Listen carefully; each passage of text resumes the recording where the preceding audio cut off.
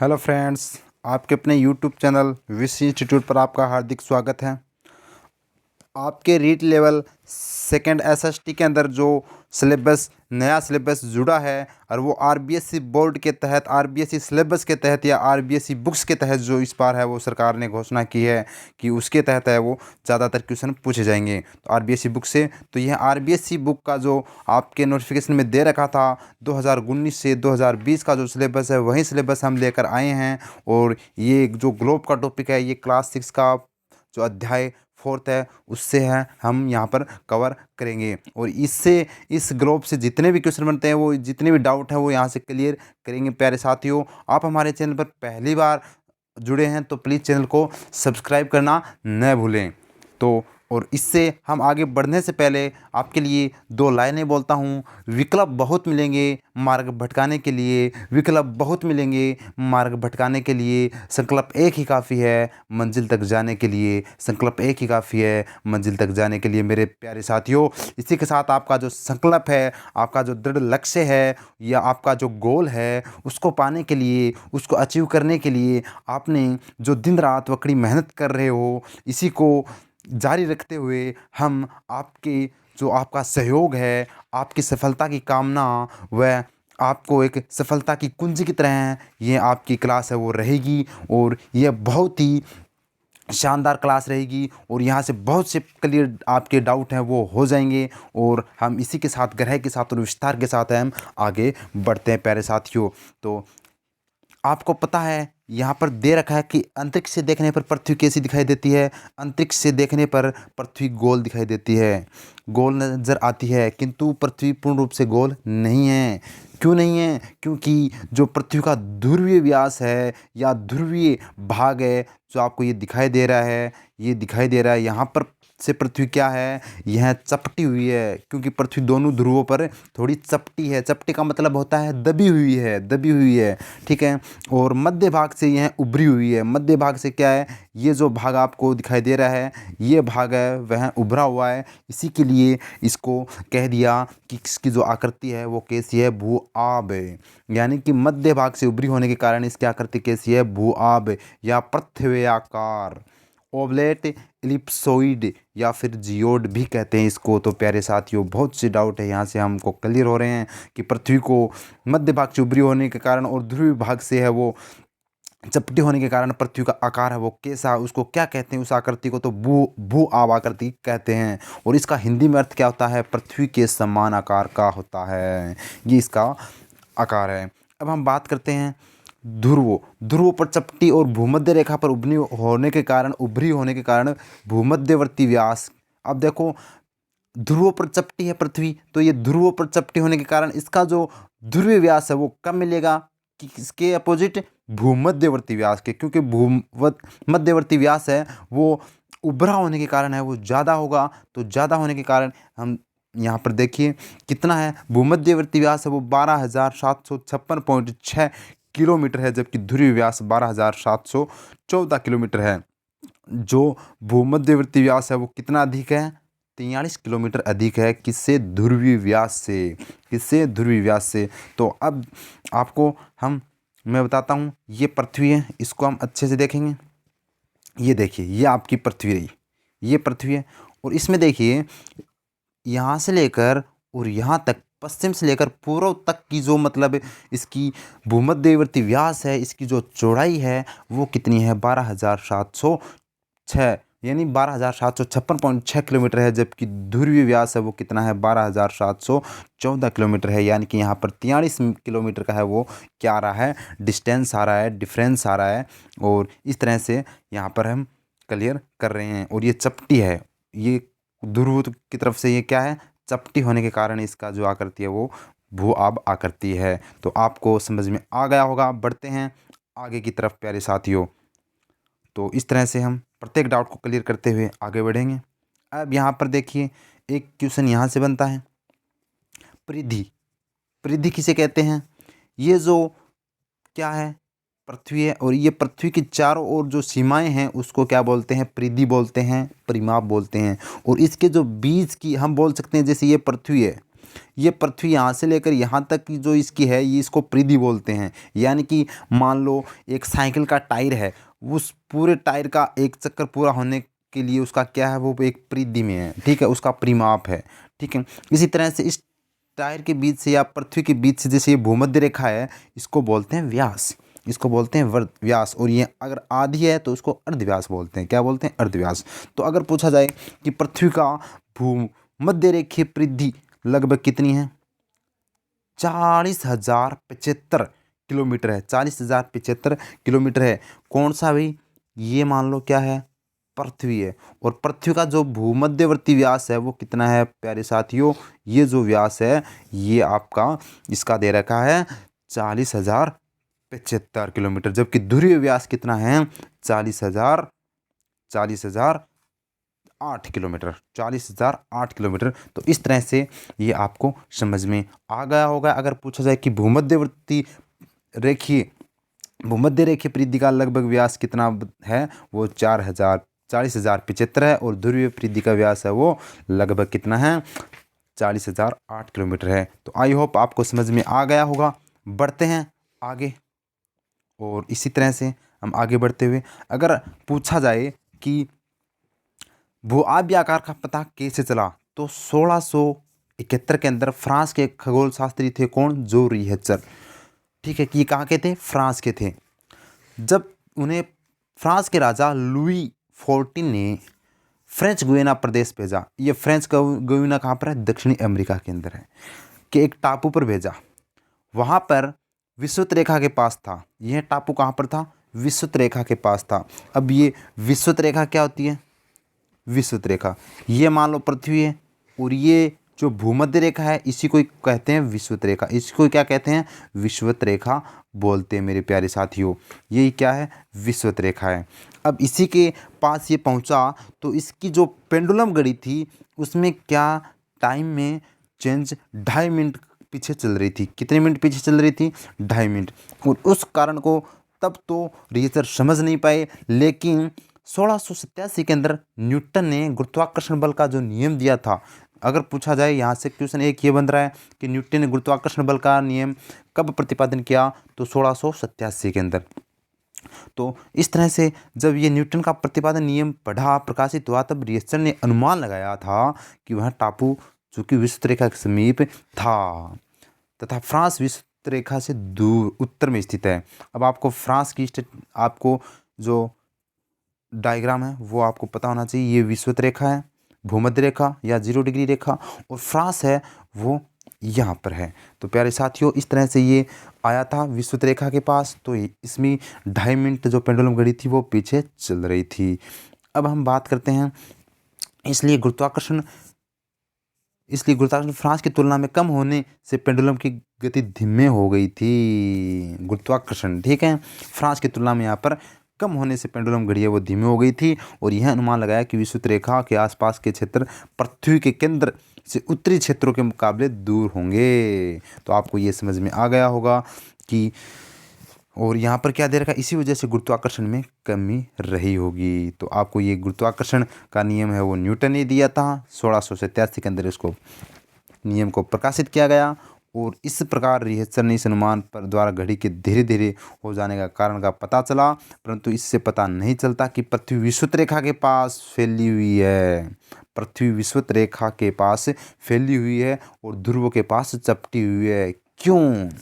इसका कारण है वो हमें देखना होगा। उसकी पेंडुलम घड़ी में का जो धीरे होने का कारण को ये समझ नहीं पाया, और उसको ये पता नहीं था कि पृथ्वी विषुवत रेखा के पास फैली हुई है या फिर ध्रुव के पास चपटी क्यों है।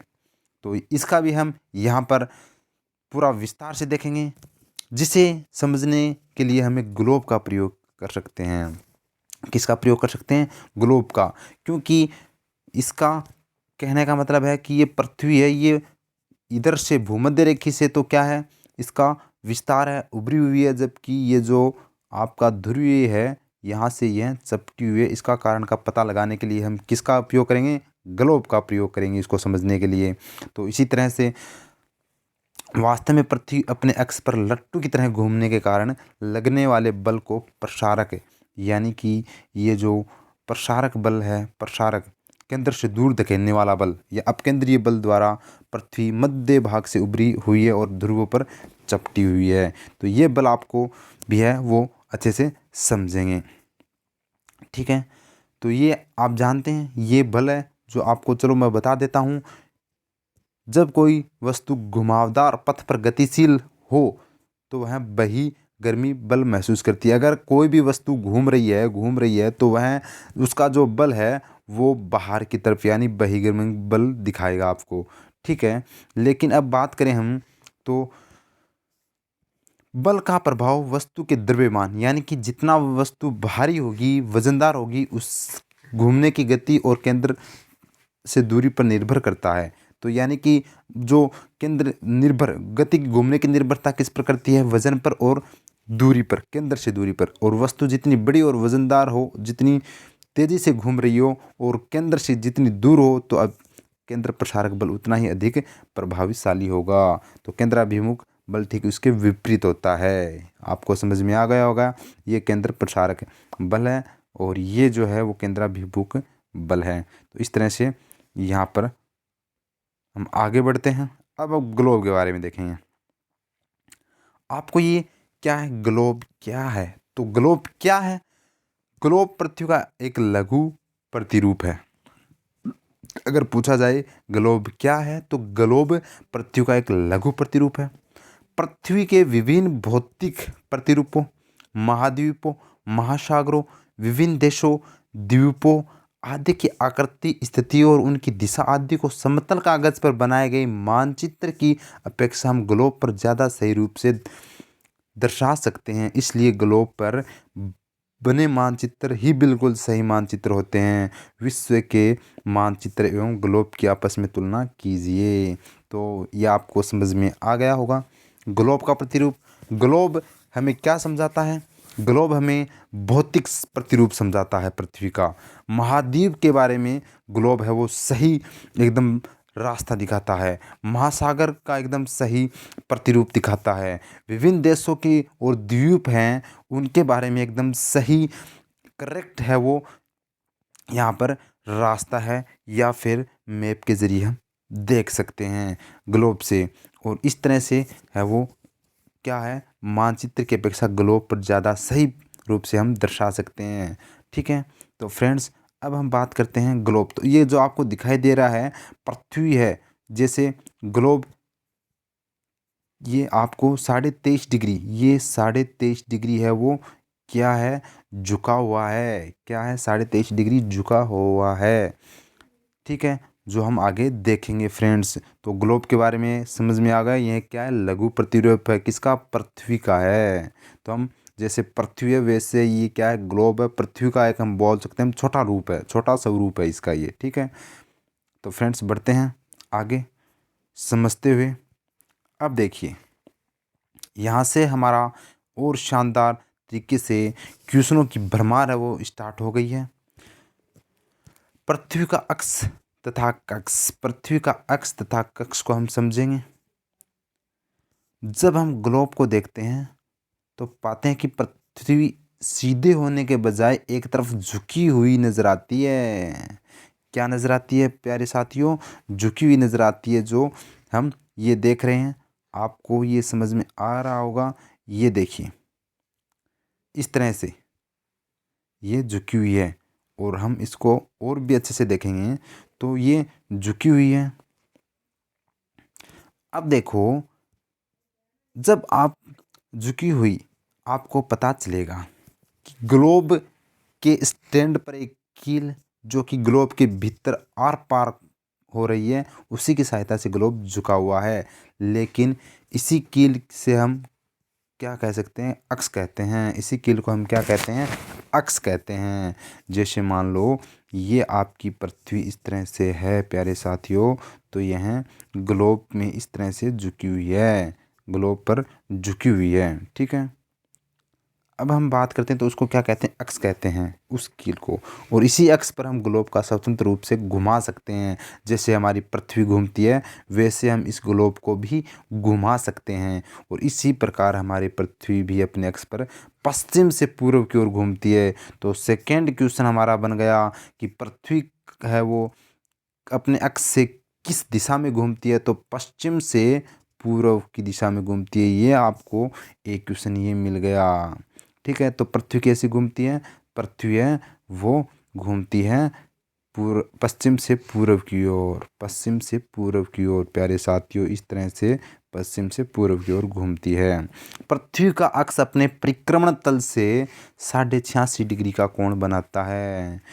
परिक्रमण, ये परिक्रमण और परिभ्रमण क्या है उनके बारे में हम देखेंगे अच्छे से। अर्थात पृथ्वी के घूर्णन करने का अक्ष उसके परिक्रमण अक्ष पर झुकाव हुआ है। तो अब देखते हैं, हम समझते हैं इसको अच्छे से विस्तार से, ये परिक्रमण क्या है और यहाँ पर हम चर्चा करेंगे।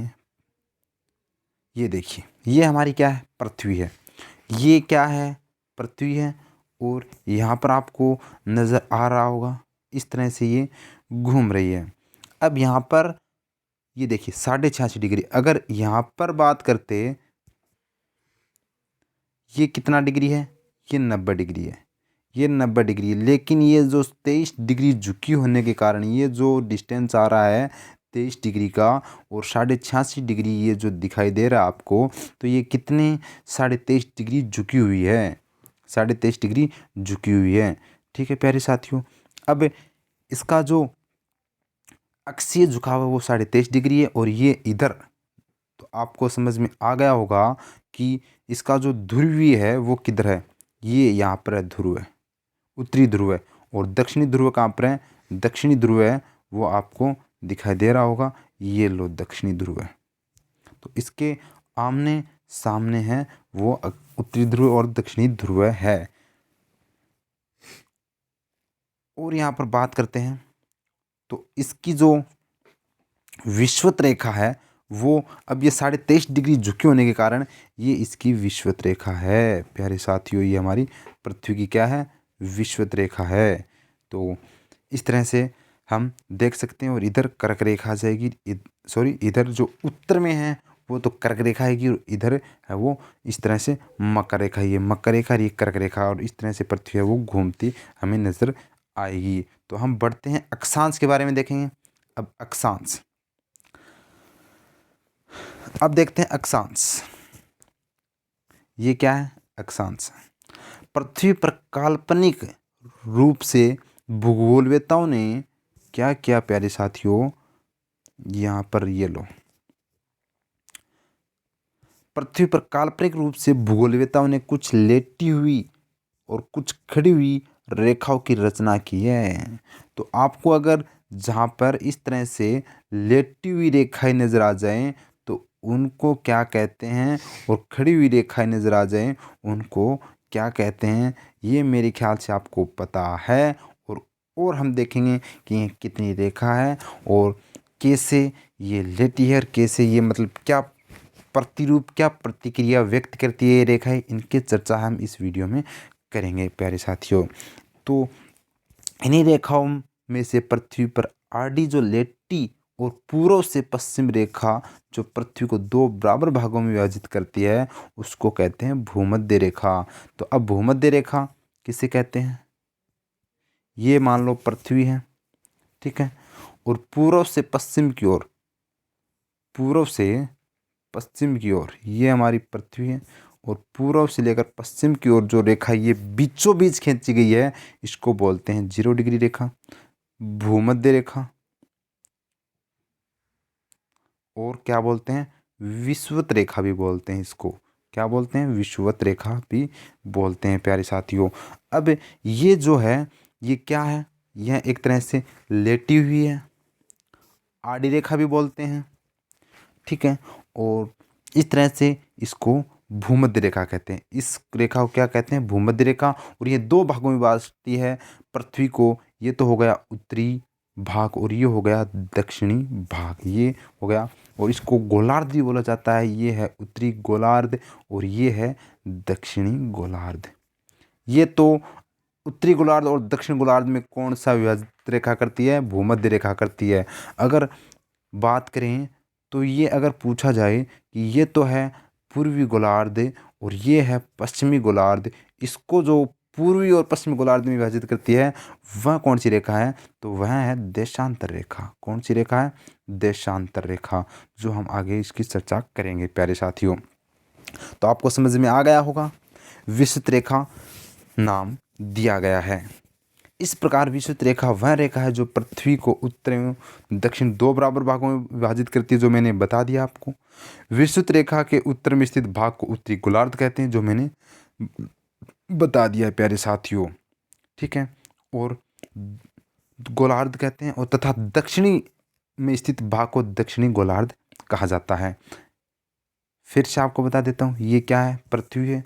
ये भूमध्य रेखा या विषुवत रेखा है। इसके उत्तरी भाग को उत्तरी गोलार्ध और दक्षिणी भाग को दक्षिणी गोलार्ध कहा जाता है प्यारे साथियों। अब हम बात करते हैं, इसी भूमध्य रेखा से उत्तर या दक्षिण की तरफ स्थित किसी भी स्थान को कोणीय स्थिति ही अक्षांश है। तो समझ में आ गया होगा कि अक्षांश क्या है। भूमध्य रेखा से उत्तर या दक्षिण की तरफ स्थित किसी भी स्थान की कोणीय स्थिति ही क्या है? अक्षांश है।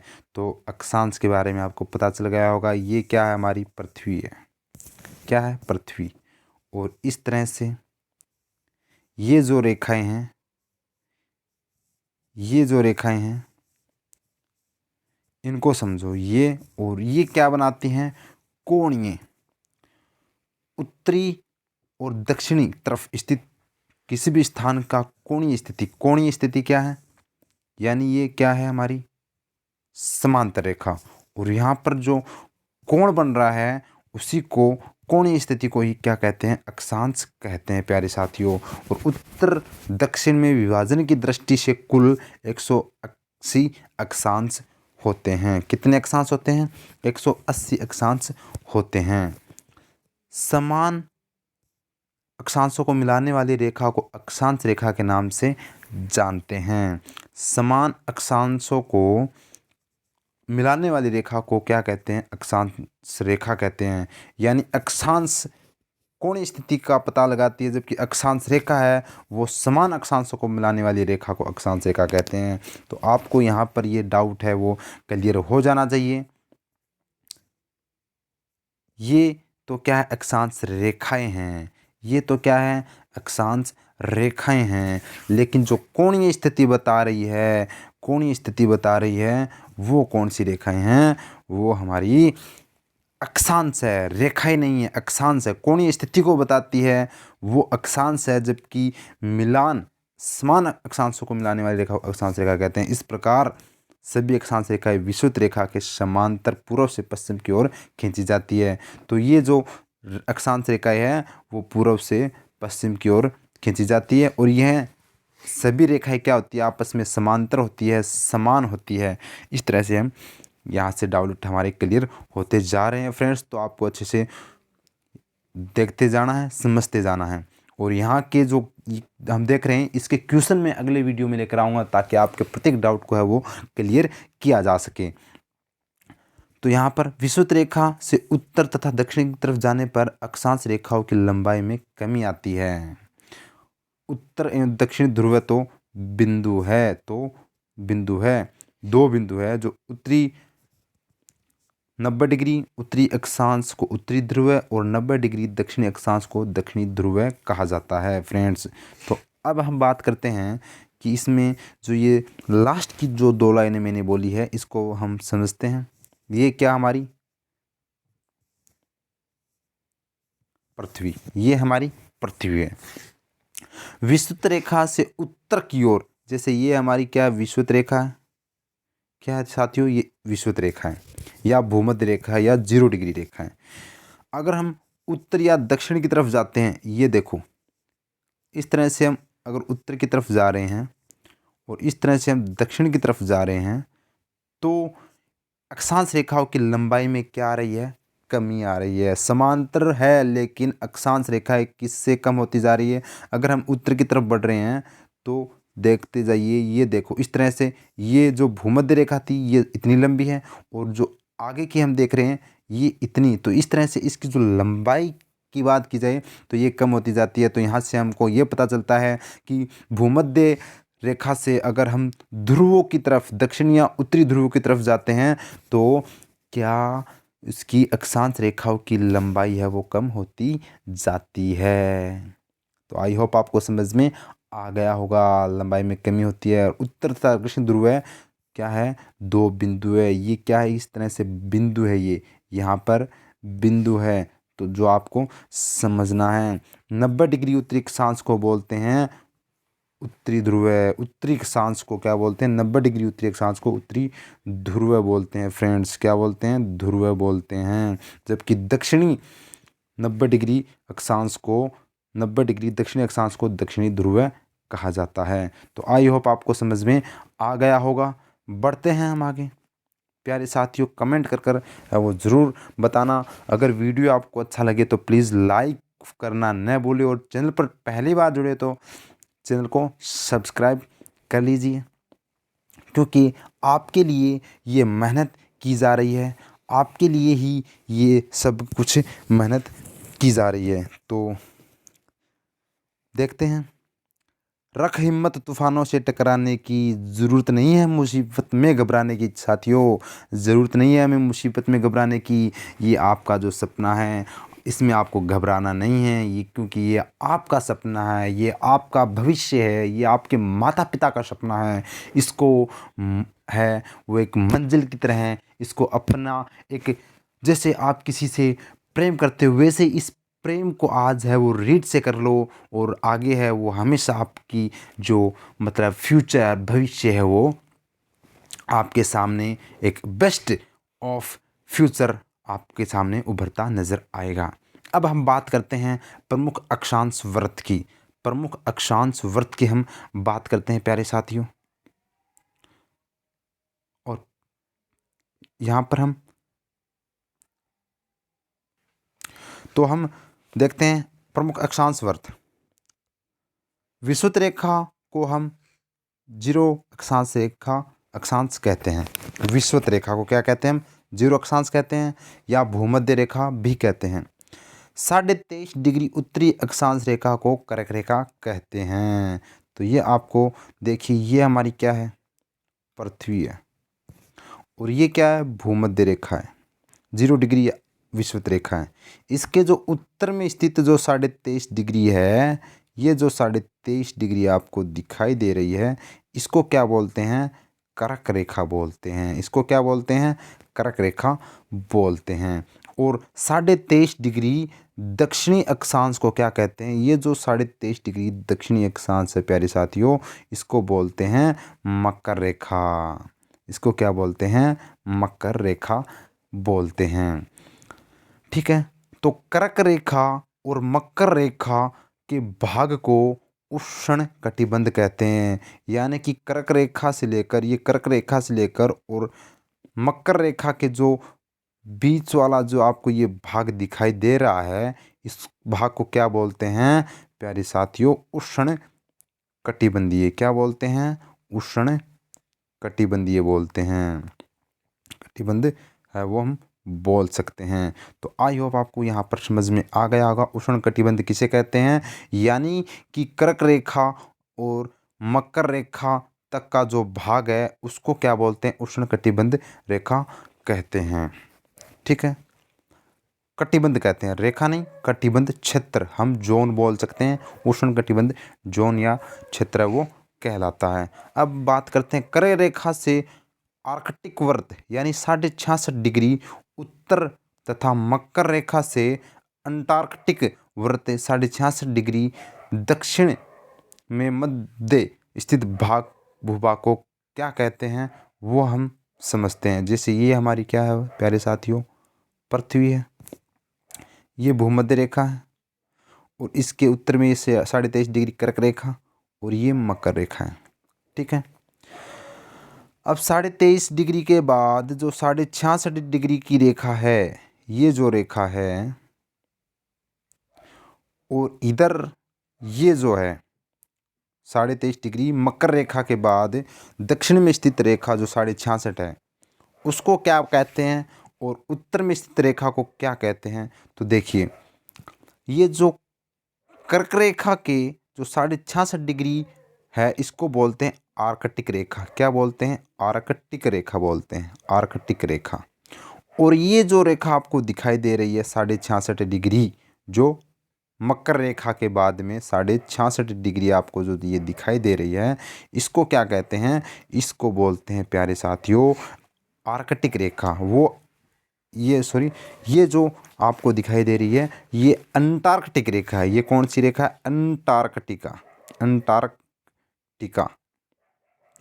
ठीक है, क्योंकि आपको पता है ये जो आप पृथ्वी देखते हो तो ये जो भाग आपको दिखाई दे रहा है, ये जैसे हमारे पूरे पृथ्वी पर 7 महाद्वीप है। 7 महाद्वीपों में एक महाद्वीप आता है अंटार्कटिक महाद्वीप। कौन सा महाद्वीप आता है? अंटार्कटिक महाद्वीप।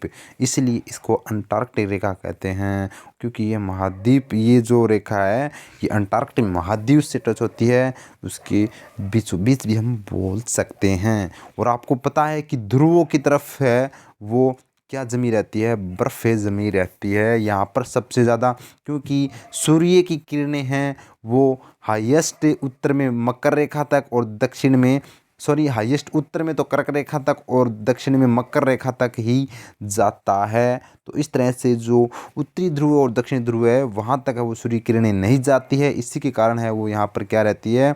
बर्फ़ें रहती है, एकदम ठंडा मौसम रहता है, एकदम ठंड रहती है। हम बोल सकते हैं कि एक बर्फ़ जमी रहती है यहाँ पर। अब हम बात करते हैं, इस तरह से आपको समझ में आ गया होगा अंटार्कटिक वर्त किस में है और आर्कटिक वर्त। उत्तर में 66.5 रेखा को आर्कटिक वर्त कहते हैं और दक्षिण में 66.5 रेखा को अंटार्कटिक के मध्य। अब हम बात करते हैं, ये फिर से आपको देख लो, आपके प्रत्येक डाउट को है वो यहाँ पर हम क्लियर करेंगे, ताकि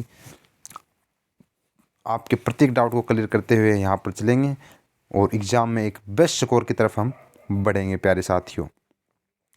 तो आपको समझ में आ गया होगा, ये भूमध्य रेखा है और ये कर्क रेखा है और ये 66.5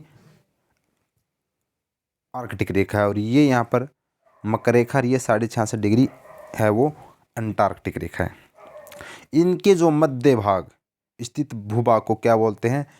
दक्षिणी शीतोष्ण, उत्तरी एवं दक्षिणी शीतोष्ण कटिबंधीय तथा आर्कटिक वर्त से उत्तरी ध्रुव तक, अंटार्कटिक वर्त से दक्षिणी ध्रुव तक के मध्य भूभाग को शीत कटिबंध कहते हैं। तो आपको ये समझ में आ गया होगा कि यहाँ पर जो कर्क रेखा से लेकर और मकर रेखा तक के भाग को बोलते हैं उष्णकटिबंधीय। ठीक है, फिर कर्क रेखा से लेकर जो ये आर्कटिक रेखा है इस भाग को बोलते हैं कौन सा? शीतोष्ण। क्या बोलते हैं? शीतोष्ण कटिबंध। और इस भाग को भी क्या बोलते हैं? दक्षिणी भाग, जो मकर रेखा से अंटार्कटिक वर्त तक जो रेखा है इसमें जो जोन क्षेत्र आता है इसको बोलते हैं शीतोष्ण कटिबंधीय। ठीक है, यहाँ तक आपको समझ में आ गया होगा। फिर आर्कटिक वर्त से लेकर जो ये ध्रुव है यहाँ तक के क्षेत्र को शीत। क्या? क्योंकि यहाँ पर शीत यानी क्या होती है? ठंड होती है और सबसे ज़्यादा जो ठंड है वो ध्रुवों पर रहती है। तो यानी कि हम बोल सकते हैं कि जो 66.5 से लेकर जो 90 तक का जो क्षेत्र है वो क्या कहलाता है? शीत कटिबंध के नाम से जाना जाता है। मेरे प्यारे साथियों, समझ में आ गया होगा तो प्लीज़ लाइक ज़रूर करना वीडियो को। और ये ताप कटिबंध है, तो इसकी जानकारी हमें अगले अध्याय में हम देखेंगे। जो हम 7 क्लास के जो पार्ट पढ़ेंगे उनमें हमें यहाँ से डाउट क्लियर हमारे हो जाएंगे प्यारे साथियों। तो आपको समझ में आ गया होगा, ये जो क्षेत्र है इसको शीत कटिबंध कहते हैं। इस क्षेत्र को क्या कहते हैं? इस क्षेत्र को शीतोष्ण कटिबंध कहते हैं। और इसके ये जो भाग है मकर रेखा से कर्क रेखा, ये मान लो ये हमारी पृथ्वी है, ये भूमध्य रेखा है और ये कर्क रेखा, ये मकर रेखा। इन मकर रेखा और कर्क रेखा के बीच वाले भाग को बोलते हैं क्या? उष्णकटिबंधीय। और कर्क रेखा और मकर रेखा से जो आर्कटिक और अंटार्कटिक तक है यहाँ तक आता है शीतोष्ण। उष्ण और शीत को मिल जाता है इधर, क्योंकि ये शीत कटिबंध है, ये शीत कटिबंध है और ये उष्ण कटिबंध है। और इन दोनों के बीच वाले भाग को शीतोष्ण कटिबंध कहते हैं। क्या कहते हैं? शीतोष्ण कटिबंध कहते हैं। तो आप आई होप आपको समझ में आ गया होगा। अब बढ़ते हैं आगे। तो प्यारे साथियों, अब आपको मैप के ज़रिए भी हम देख लेते हैं, ताकि यहाँ से है वो क्वेश्चन हमारे कन्फर्म हो जाते हैं। अब देखिए, ये हमारी पृथ्वी है जो 23.5 डिग्री तो झुकी हुई है। ये जो रेखा दिखाई दे रही है 0 डिग्री और भूमध्य रेखा, ठीक है। और आपको वैसे पता होना चाहिए, जो भारत की स्थिति आपको दिखाई दे रही है, ये हमारे भारत की स्थिति यहाँ पर आती है, ठीक है। अब हम देखें तो 90 डिग्री रेखा, उसके बाद 60 डिग्री, 30 डिग्री और 0 डिग्री।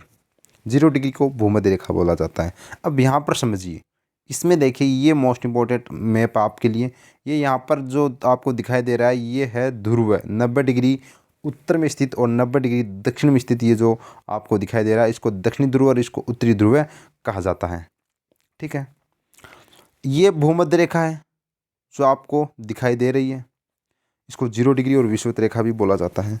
और ये जो क्या है, ये कर्क रेखा है। 23.5 डिग्री, 23.5 को क्या बोला जाता है? कर्क रेखा। और 66.5 डिग्री को बोला जाता है आर्कटिक रेखा, उत्तर में स्थित। और 23.5 डिग्री दक्षिण में स्थित रेखा को बोला जाता है मकर रेखा। और 66.5 डिग्री दक्षिण में स्थित रेखा को बोला जाता है अंटार्कटिक रेखा। क्या बोला जाता है? अंटार्कटिक रेखा, ठीक है। अब हम बात करें तो कर्क रेखा से लेकर और यहाँ तक का जो मकर रेखा से और कर्क रेखा का जो भाग है, ये जो क्षेत्र है, इसको बोला जाता है उष्णकटिबंधीय। क्या बोला जाता है प्यारे साथियों? उष्णकटिबंधीय बोला जाता है, उष्ण क्षेत्र, उष्ण क्षेत्र।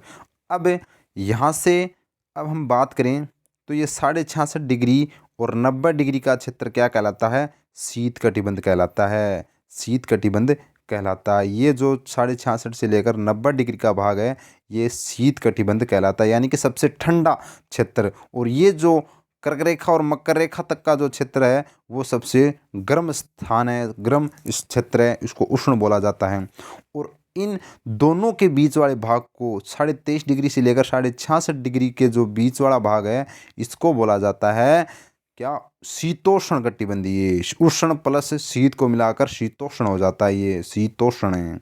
शीतोष्ण, शीत प्लस उष्ण को शीतोष्ण कटिबंधीय जोन आपको 23 डिग्री और 66 डिग्री के मध्य मिलेगा। और 23 डिग्री कर्क रेखा और 23 डिग्री मकर रेखा के बीच में उष्ण कटिबंध मिलेगा। और 66.5 डिग्री से 90 डिग्री के भाग को हम शीत ऋतु या शीत क्षेत्र बोला जाता है प्यारे साथियों। तो आई होप आपको समझ में आ गया होगा। बढ़ते हैं आगे की तरफ। देशांतर, अक्षांश के बारे में हमने देख लिया। अब देखते हैं देशांतर के बारे में। तो पृथ्वी पर उत्तरी ध्रुव से दक्षिणी ध्रुव तक जो लंबवत रेखा, जिसको हम खड़ी रेखा भी कहते हैं, जिसे मध्य भाग से खींची जाती है, उसे 0 डिग्री देशांतर रेखा कहते हैं। ये क्या हम मान सकते हैं? ये पृथ्वी है। ये उत्तरी गोलार्ध से लेकर दक्षिणी गोलार्ध, यानी कि उत्तरी ध्रुव से लेकर, ये उत्तरी ध्रुव है, और ये दक्षिणी ध्रुव से लेकर जो रेखा लंबवत यानी कि खड़ी खींची जाती है, इनको बोला जाता है क्या?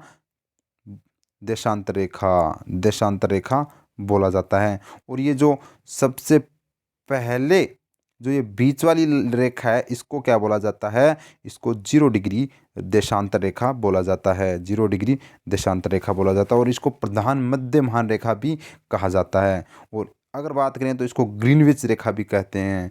ये 3 नाम आपको याद रखने एग्जाम की दृष्टि से बहुत ही मोस्ट इंपॉर्टेंट हैं। इस मध्य प्रधान रेखा के पूर्व या पश्चिम में स्थित किसी भी स्थान को कोणीय स्थिति देशांतर कहलाती है, ठीक है। तो यानी कि आपको समझ में आ गया होगा। पश्चिम से पूर्व से पश्चिम में किसी भी स्थान की कोणीय स्थिति क्या कहलाती है? देशांतर कहलाती है। क्या कहलाती है प्यारे साथियों? देशांतर कहलाती है। पश्चिम से पूर्व से पश्चिम में स्थित कोणीय, ये क्या है? हमारा पृथ्वी है, ये पृथ्वी है। और ये जो रेखा है, ये हमारी पृथ्वी। ये लो, कौन सा? देशांतर रेखा, ठीक है। तो पूर्व से पश्चिम में स्थित किसी भी स्थानीय कोण की स्थिति जो है उसको देशांतर कहलाती है। ये रेखा नहीं कहलाती है, ये देशांतर कहलाती है। ये क्या कहलाती है प्यारे साथियों? देशांतर कहलाती है। देशांतरों की कुल संख्या कितनी होती है? 360 होती है। अगर पूछा जाए कि अक्षांशों की कुल संख्या कितनी होती है, तो देशांतरों की 360 तो अक्षांशों की 180। इसकी आधा कर लो मेरे प्यारे साथियों। तो यह समान देशांतरों को मिलाने वाली रेखा को देशांतर रेखा कहते हैं। क्या कहते हैं? देशांतर रेखा कहते हैं। यह रेखा उत्तरी ध्रुव से दक्षिणी ध्रुव तक खींची जाती है। उत्तरी ध्रुव से दक्षिणी ध्रुव तक खींची जाती है। उत्तर से दक्षिणी ध्रुव तक है ये रेखा खींची जाती है मेरे प्यारे साथियों। ठीक है, अब हम समझते हैं। ये देखिए, पहले आप मोस्ट इंपॉर्टेंट ये पढ़िए। क्या आप जानते हैं विषुवत रेखा, ग्रीनविच रेखा और सभी अक्षांश तथा देशांतर रेखाएं पृथ्वी पर वास्तव में नहीं पाई जाती है। ये काल्पनिक रेखा है जो ग्लोब या मानचित्र पर खींची जाती है। तो अगर पूछा जाए कि विषुवत रेखा, ग्रीनविच रेखा या अक्षांश देशांतर जो रेखा है ये पृथ्वी पर वास्तव में है, तो बल्कि ये आपको आंसर आएगा नहीं होना चाहिए। नहीं, इसका क्या, ये काल्पनिक रेखा है। ये क्या है? काल्पनिक रेखा है प्यारे साथियों। ग्लोब पर दर्शाई गई इन काल्पनिक रेखाओं से किसी भी महासागर, महाद्वीप, द्वीप, क्षेत्र, देश, क्षेत्र, स्थिति और समय का पता लगाया जाता है। क्या लगाया जाता है? समय का पता लगाया जाता है। आपको पता है तो अक्षांश रेखा क्या बताती है मेरे प्यारे साथियों? ये इस तरह से क्या है, ये अक्षांश रेखा है। ये अक्षांश रेखा बताती है हमको दूरी बताती है। क्या बताती है प्यारे साथियों? दूरी बताती है। और दो अक्षांशों के मध्य है वो 111 किलोमीटर की दूरी है। ठीक है, 111.13 है, लेकिन 111 आपको याद रखना है। जबकि देशांतर रेखा है, ये जो देशांतर रेखा आप देख रहे हो ये क्या बताती है? ये समय बताती है प्यारे साथियों। ये समय बताती है। अगर पूछा जाए कि देशांतर रेखा क्या बताती है, तो ये हमको समय का प्रतीत करती है। और दूरी का जो प्रतीक है वो हमारी जो रेखा है वो अक्षांश रेखा है। ठीक है, तो इस तरह से आप देख रहे होंगे ये जो रेखा आपको दिखाई दे रही होगी 0 डिग्री रेखा या देशांतर रेखा, या फिर इसको ग्रीनविच रेखा भी बोला जाता है। ग्रीनविच क्या है? ग्रीनविच है वो लंदन का एक शहर है ग्रीनविच, उसके बीचों बीच यह रेखा गुजरती है, तो इस रेखा को ग्रीनविच नाम दे दिया प्यारे साथियों। तो आपको आई होप यहाँ तक समझ में आ गया होगा। जी जान से है वो मेहनत करो। इसी के साथ है वो कुछ शब्द में मोटिवेट, बीच बीच में आपको मोटिवेट करता रहूँगा ताकि आपका जोश और जुनून कम न हो। आपकी जो रीड का जो जुनून है वो कम नहीं होना चाहिए। जब तक आपका एग्ज़ाम का रिजल्ट नहीं आ जाए तब तक भी है वो कम नहीं होना चाहिए। ठीक है, और जैसे आप टीचर बनोगे तो स्कूल में भी आपकी ड्यूटी आएगी, तो वहीं पर भी आपका जुनून और जोश कम नहीं होना चाहिए मेरे प्यारे साथियों। बढ़ते हैं। रख हौसला, वो मंजर भी आएगा। रख हौसला, वो मंजर भी आएगा। प्यासे के पास चलकर समंदर भी आएगा। प्यासे के पास चलकर समंदर भी आएगा। थक कर न बैठ ए मंजिल के मुसाफिर, मंजिल भी मिलेगी और मिलने का मज़ा भी आएगा। मंजिल भी मिलेगी और मिलने का मज़ा भी आएगा। तो आपको समझ में आ गया होगा मैं क्या कह रहा हूँ। हौसला है वो एक तरह से रखो, क्योंकि आप मेहनत करोगे तो आपका जो सफ़र है, जैसे प्यासे के पास समंदर चलकर आता है, तो वैसे ही आपकी मेहनत के आगे आपकी मंजिल है वो घुटने टेक देगी मेरे प्यारे साथियों। बढ़ते हैं आगे हम। तो यहाँ तक आपको समझ में आ गया होगा। ये देखिए, 0 डिग्री देशांतर को मानक या ग्रीनविच रेखा कहते हैं, जो कि इंग्लैंड यानी इंग्लैंड के ग्रीनविच शहर से होकर गुजरती है। इस रेखा के पश्चिम में स्थित 180 देशांतर तथा पश्चिमी देशांतर और तथा पूर्व में। ठीक है, और ये देखो यहाँ पर मैं समझा देता हूँ। ये क्या हमारी पृथ्वी है। ठीक है, ये क्या हमारी जो रेखा है ये ग्रीनविच 0 डिग्री या देशांतर रेखा है। ठीक है, इसके इधर है वो क्या है, ये देखो ये हमारी ग्रीनविच रेखा। इसके पश्चिम में जो कितनी रेखाएं हैं? 180 रेखाएं हैं। कितनी रेखाएं प्यारे साथियों? 180 रेखाएं हैं। इन 180 रेखाओं को या 180 डिग्री हम बोल सकते हैं डिग्री, और 1 डिग्री हमें 4 मिनट का समय बताती है। यानी कि 1 डिग्री को पार करने में हमें 4 मिनट का लगती है। सूर्य को है वो इस तरह से। और पश्चिमी देशांतर हमने बात कर ली। अब पूर्व में देशांतर तक को पूर्वी देशांतर कहा जाता है। तो आपको ये जो 180 पूर्वी देशांतर है, इसको पूर्वी देशांतर के नाम से जाना जाता है और इसको पश्चिमी देशांतर के नाम से जाना जाता है। जैसे आपको पता है, मान लो ये क्या है, पृथ्वी है, और इस पृथ्वी के ये देशांतर रेखा है 0 डिग्री देशांतर। और यहाँ पर हम बात करें तो ये पूर्वी देशांतर रेखा है, पूर्वी देशांतर रेखा है। ठीक है, तो भारत है वो यहाँ पर है। तो कहते हैं ना कि भारत का जो बात करें तो उत्तरी गोलार्ध में है। ठीक है, उत्तरी गोलार्ध में है। तो उत्तरी पूर्वी गोलार्ध में भारत की स्थिति है। ठीक है, तो देशांतर पूछा जाए तो हम आपको पता है कि भारत का जो देशांतर बताते हैं हम पूर्वी देशांतर बोलते हैं, क्योंकि भारत है वो पूर्वी देशांतर में स्थित है। 180 पूर्वी देशांतर डिग्रियों में भारत आता है। तो आपको ये पता होना चाहिए। अब बढ़ते हैं आगे, स्थानीय मानक समय। तो इसके बारे में भी आपको पता होना चाहिए, इसको हम डिटेल से पढ़ लेते हैं। देखो, 24 घंटों में एक घूर्णन को पूरा करती है। पृथ्वी है वो 24 घंटे में अपना एक पूरा चक्कर कर लेती है, और उसको क्या बोला जाता है, परिक्रमण बोला जाता है। परिभ्रमण तो सूर्य का चक्कर लगाती है तब कहते हैं, जबकि परिक्रमण यानी कि खुद का चक्कर समय का लगाती है उसको। और वह एक चक्कर पूरा कब कर लेती है, 24 घंटों में करती है। इस प्रक्रिया में पृथ्वी अपने अक्ष पर कितने डिग्री घूमती है, 360 डिग्री घूमती है। तो चूंकि 24 घंटे में पृथ्वी 360 डिग्री घूमती है, यह 1 घंटे में, तो हम बात करते हैं 360 डिग्री, 360 डिग्री घूमती है 24 घंटों में। ठीक है, तो हम क्या कर सकते हैं प्यारे साथियों, ये देखो, 12 दूनी 12 का हम डिवाइड करते हैं, जैसे 360 डिवाइड 24, क्योंकि 360 डिग्री घूमती है 24 घंटों में। तो हम बात करते हैं 1 घंटे में कितने डिग्री है वो घूमेगी, कितने डिग्री घूमेगी। तो हम 12 से इसको काटते हैं तो कितनी बार, 2 बार। ठीक है, और 12 तियाँ 36, तो कितने आ गया, 30/2। तो इसको भी हम 15 इसका आंसर आएगा। तो 1 घंटे में कितने डिग्री कवर करती है, 15 डिग्री। ठीक है, तो हम बात कर सकते हैं 15 है वो 1 घंटे में करती है प्यारे साथियों। तो अगर 1 घंटे में 15 डिग्री करती है, तो अब 1 घंटे में 60 मिनट होती है, 60 मिनट में कवर करती है 15 डिग्री। तो 15 चौको 60, यानी कि 4 मिनट के अंदर क्या करती है, 1 डिग्री को पार करती है। 1 डिग्री है वो पृथ्वी घूमती है 4 मिनट में। तो आपको ये समझ में आ गया होगा।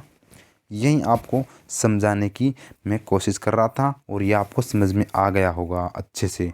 ठीक है, तो 1 डिग्री घूमने में 4 मिनट का समय लगता है। ठीक है, तो जैसे ही मान लो ये क्या है, पृथ्वी है। ठीक है, तो यहाँ पर बात करें तो सूर्य पूर्व में उगता है। तो पूर्व में उगेगा तो प्रत्येक डिग्री को पार करने में सूर्य को 4 मिनट का समय लगता है। तो सबसे लास्ट में सूर्य है वो पश्चिमी देशांतर में ही उगेगा। तो आपको समझ में आ गया होगा, यहाँ पर दिन पहले उगता है, यहाँ पर दिन बाद में उगता है। तो यही कारण है देशांतरों को समझने में।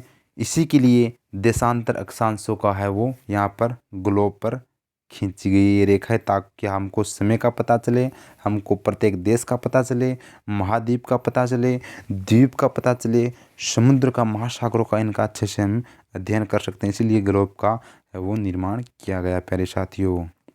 तो हम कह सकते हैं, तो दूसरे यानी कि एक देशांतर से दूसरे देशांतर पर पहुंचने में 4 मिनट का समय लगता है।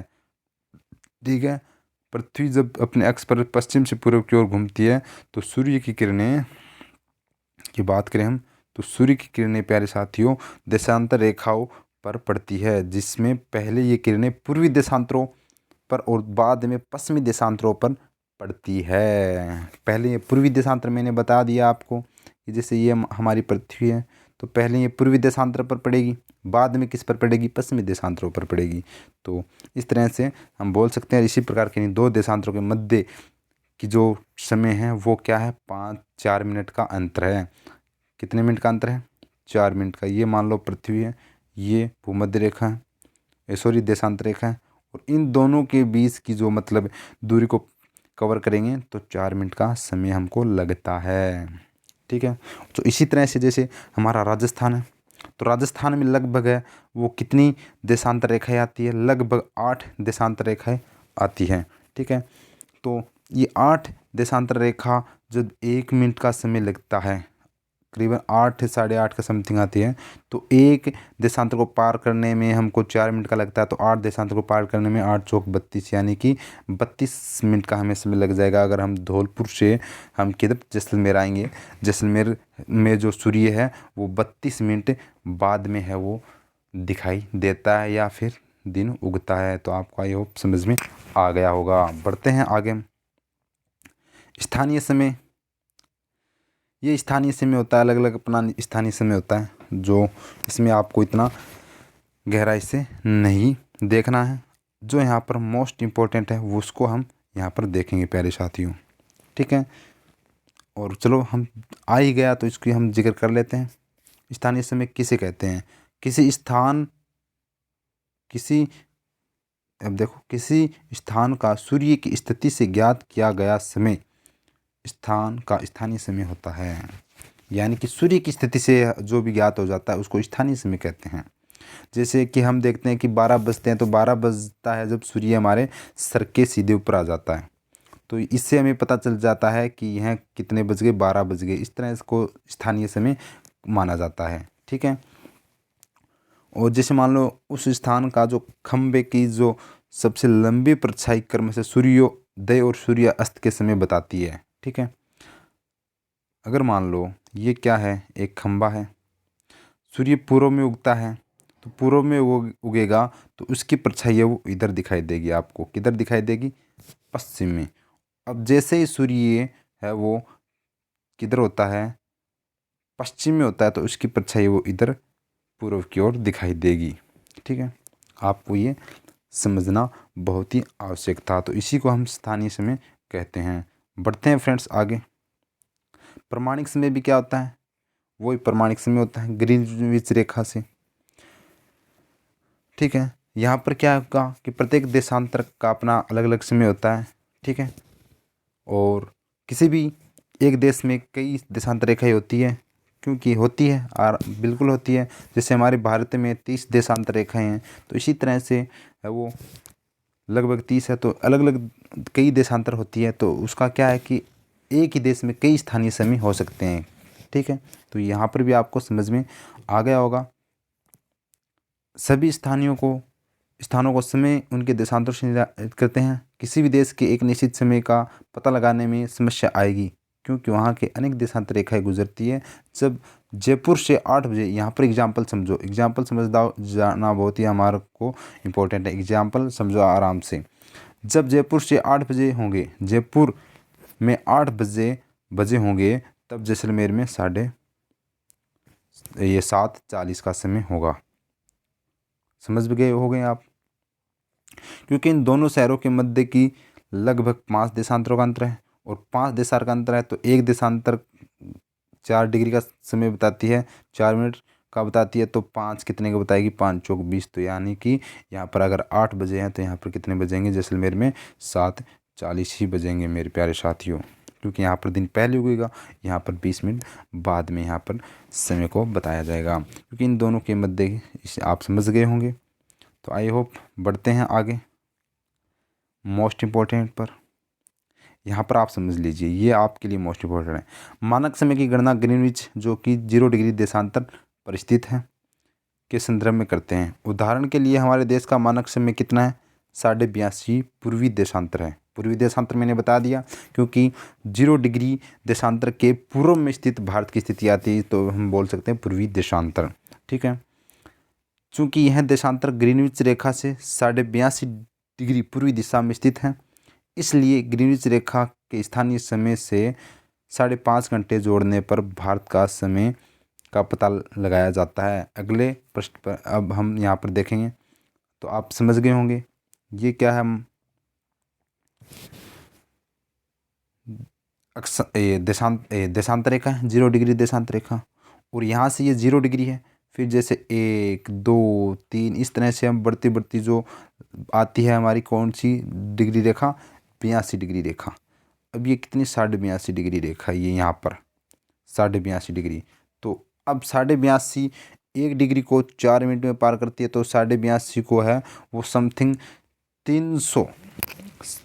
ठीक है, 300 से कुछ अधिक है, यानी कि 300 4 5 जो भी आती है वो यहाँ पर आएंगी मिनट। तो उसमें लगभग हमें जो 5.5 घंटे पहले, क्योंकि सूर्य पूर्व में उगता है तो 5.5 घंटे पहले है वो 0 डिग्री देशांतर रेखा से भारत में है वो समय हो जाएगा। उससे 5.5 घंटे भारत का समय है वो आगे चलता है। किस रेखा से? ग्रीनविच रेखा से वो भारत का समय आगे चलता है। तो आपको ये समझ में आ गया होगा। अब तो हम बढ़ते हैं आगे की तरफ।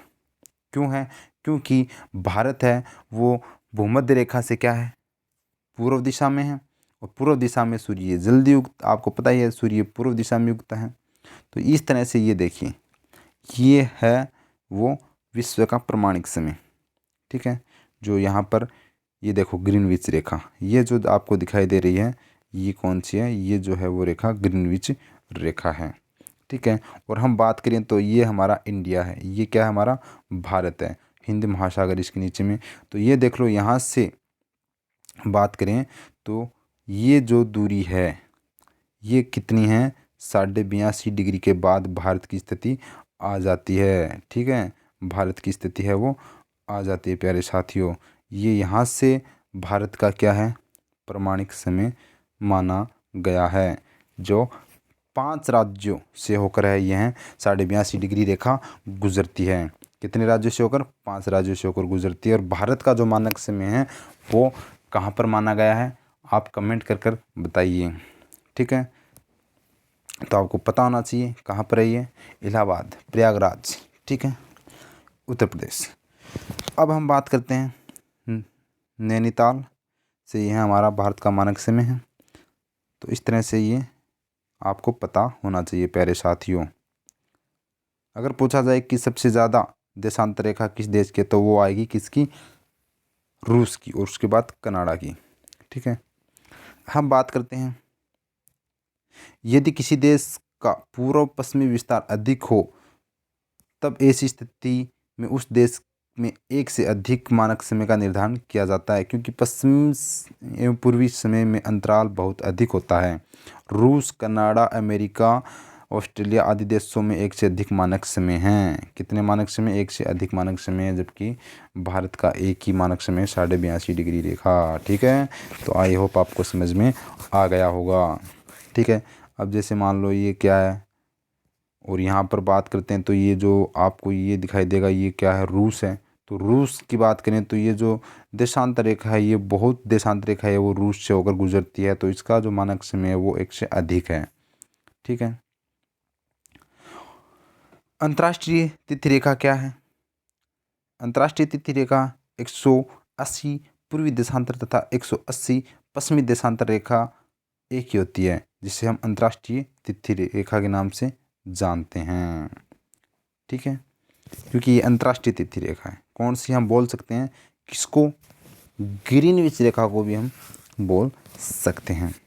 तो इस रेखा में नई तिथि की शुरुआत मानी जाती है। 0 डिग्री से 180 डिग्री पूर्वी देशांतर के बीच का समय आगे, और 0 डिग्री से 180 डिग्री पश्चिमी देशांतर के बीच का समय पीछे रहता है, जो हमने जिक्र किया था। क्योंकि पूर्वी जो 0 डिग्री से 180 डिग्री पूर्वी देशांतर वहाँ का समय वो आगे रहता है, और भारत का जो है वो अंतर्राष्ट्रीय तिथि रेखा से कितना समय आगे हैं?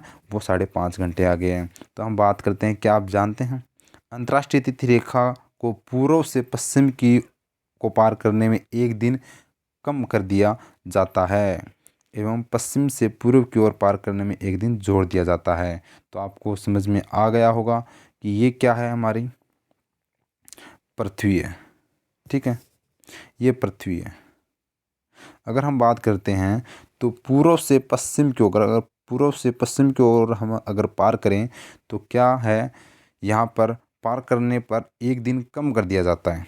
क्या कर दिया जाता है? 1 दिन कम कर दिया जाता है। अगर हम पश्चिम से पूर्व की ओर पार करने पर 1 दिन जोड़ दिया जाता है, क्योंकि यहाँ पर दिन पहले उगता है या समय पहले होता है तो इसको 1 दिन जोड़ दिया जाता है। यहाँ पर समय वो बाद में होता है, क्योंकि यहाँ पर 8 बज जाते हैं जयपुर में, और जैसलमेर में क्या 7:40 होती है। तो यहाँ से पता चलता है कि इधर पार करने पे समय है वो कम रहता है। तो हम ये यहाँ पर, आई होप आपको समझ में आ गया होगा मेरे प्यारे साथियों। अब मोस्ट इम्पॉर्टेंट टॉपिक आया है पृथ्वी की गतियाँ, जो आपको बहुत ही अच्छे से समझनी है और इससे बहुत ही क्वेश्चन पूछे जाते हैं, बहुत क्वेश्चन आते हैं और यहाँ पर हम इनको समझते हुए चलेंगे, प्रत्येक डाउट को क्लियर करते हुए चलेंगे। और ये आपके लिए एक रामबाण है।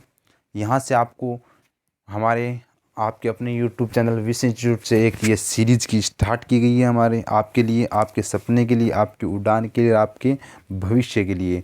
तो प्लीज़ इस वीडियो को ज़्यादा से ज़्यादा शेयर करना, ताकि बहुत से शिक्षकों का है वो जो तैयारी कर रहे हैं, बहुत दिनों से कर रहे हैं और अपने सपने की जो उड़ान भरने की पूरी कोशिश कर रहे हैं, उनको सपना है वो पूरा मिले, उनकी सफलता उनके कदमों में आए। ये है वो हमारे आपके अपने ये परिवार विश इंस्टीट्यूट चाहता है। तो पृथ्वी की गतियाँ को हम स्टार्ट करने से पहले 2 शब्द बोल देता हूँ। मैं कह रहा हूँ ना, आपको बोरिंग नहीं होने दूंगा, बीच बीच में मोटिवेशनल शब्द आपके लिए लाता रहूँगा, ताकि आपका है वो पूरा जोश और जुनून के साथ है वो हमारी ये क्लास है वो क्लियर हो सके, और आपके प्रत्येक डाउट और आपके एग्ज़ाम के क्वेश्चन भी क्लियर हो सके मेरे प्यारे साथियों। तो देखिए, बेहतर से बेहतर की तलाश करो, बेहतर से बेहतर की तलाश करो, मिल जाए नदी तो समंदर की तलाश करो, मिल जाए नदी तो समंदर की तलाश करो। टूट जाते हैं शीशे पत्थर की चोट से, टूट जाते हैं शीशे पत्थर की चोट से, तो दे पत्थर ऐसे शीशे की तलाश करो। ठीक है, तो इस तरह से आप है वो अच्छे से अच्छे भविष्य की आप मेहनत करते जाइए, आप एक लक्ष्य को प्राप्त करते जाइए, ताकि आपका सपना है, आपका रीड का सपना है, आपका एक टीचर का सपना है, आपके अपने माता पिता का सपना है, वो पूरा हो सके मेरे प्यारे साथियों। तो मेहनत आप है वो करते रहिए, मेहनत करोगे तो सफलता आपके कदमों में होगी। तो अब हम स्टार्ट करते हैं पृथ्वी की गतियाँ। तो पृथ्वी गतियाँ की बात करते हैं तो पृथ्वी पर रहते हुए कभी कभी हमें आश्चर्य होता है वो देखिए। आश्चर्य क्या होता है वो हमें देखना बहुत ज़रूरी है कि पृथ्वी पर दिन रात क्यों होते हैं। क्या आपको इसका पता चला है कि क्यों होते हैं? तथा पृथ्वी पर गर्मी कभी बरसात ये क्यों होती है? इसका कारण पृथ्वी की गतियाँ ऐसा क्या है? पृथ्वी की गतियाँ हैं। तो मोस्ट इम्पोर्टेंट क्वेश्चन बनता है कि दिन रात व सर्दी गर्मी व बरसात का कारण क्या है? तो कारण है पृथ्वी की गतियाँ। तो अब आपको पता होना चाहिए कि पृथ्वी की गतियाँ 2 प्रकार की हैं। दैनिक गति जिसको घूर्णन गति भी कहते हैं, वार्षिक गति जिसको परिक्रमण गति भी कहते हैं। ठीक है, परिक्रमण गति भी कहते हैं। घूर्णन गति हम बात करते हैं। दैनिक गति यानी कि 24 घंटे में 1 दिन होता है, 24 घंटे में पृथ्वी है वो अपना एक चक्कर पूरा करती है, उसको बोलते हैं घूर्णन गति। और परिक्रमण गति किसको कहते हैं? जो पृथ्वी सूर्य का एक चक्कर 1 वर्ष में लगाती है 365 दिन में, तब उसको बोलते हैं परिक्रमण गति। तो आपको ये समझ में आ गया होगा। अब हम स्टार्ट करते हैं घूर्णन गति के बारे में पढ़ेंगे। तो घूर्णन गति देखिए, पृथ्वी अपने अक्ष पर घूमना क्या कहलाता है? घूर्णन कहलाता है। पृथ्वी अपने अक्ष पर घूमती है और उसको क्या बोलते हैं? घूर्णन बोलते हैं।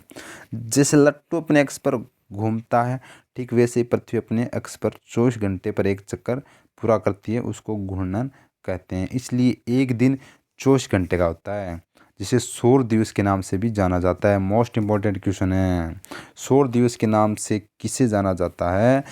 घूर्णन, यानी कि जब जिस यानी कि 24 घंटे का होता है क्या? एक दिन, और इसी को सौर दिवस के नाम से जाना जाता है प्यारे साथियों। तो आपको समझ में आ गया होगा, 24 घंटे में एक चक्कर पूरा करती है, उसको घूर्णन कहते हैं। पृथ्वी अपने अक्ष पर घूर्णन करना 2 कारणों से महत्वपूर्ण है, यानी कि 2 कारण हैं पृथ्वी पर घूर्णन करना। पहला कारण समझिए आप, पहला कारण क्या है? पहला कारण, पृथ्वी के घूमने से समय के मापन का एक सुविधाजनक पैमाना मिलता है। ठीक है, पृथ्वी घूमती है तो जिससे हमें क्या पता चलता है? समय का है वो अभाव होता है, समय का पता चलता है। जिससे 24 घंटों के दिन और रात होते हैं, 12 घंटे दिन और 12 घंटे क्या होती है? रात होती है, और उसको एक दिन कहा जाता है, एक दिन कहा जाता है प्यारे साथियों। ठीक है, अब हम बात करें तो दिन और रात, इसमें क्या होते हैं? घंटे भी, मिनट और तथा सेकंड भी विभाजित किए जा सकते हैं।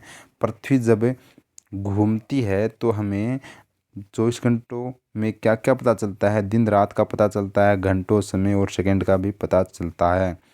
एक तो ये कारण है महत्वपूर्ण। दूसरा क्या है? पृथ्वी की भौतिक व जैविक क्रियाएं, पृथ्वी की भौतिक एवं जैविक प्रक्रियाएं घूर्णन से अत्यधिक प्रभावित होती है। तो दूसरा कारण क्या है कि जब पृथ्वी घूमती है तो पृथ्वी की जो भौतिक जान गए होगे, फिजिकल और जैविक प्रक्रियाएं, ये भी क्या होती है? इससे प्रभावित होती है। तो ये 2 प्रमुख कारण हैं जो आपको अच्छे से याद रखना है, पहला और ये दूसरा। अब हम बात करें तो हमारी पृथ्वी के घूर्णन के कारण ही यहाँ पर दिन और रात की प्रतिक्रियाएं चलती है। पृथ्वी पर सभी जीव जंतु इसी दिन क्रम के साथ चलते हैं। तो आप समझ गए होंगे, पेड़ पौधे दिन में सौर ऊर्जा को एकत्रित करके रात में ये छोड़ देते हैं। तो यहाँ से हम देखो बहुत ही शानदार तरीके से, ये मैं कह सकता हूँ कि रीड के लिए एक तरह का ये रामबाण है।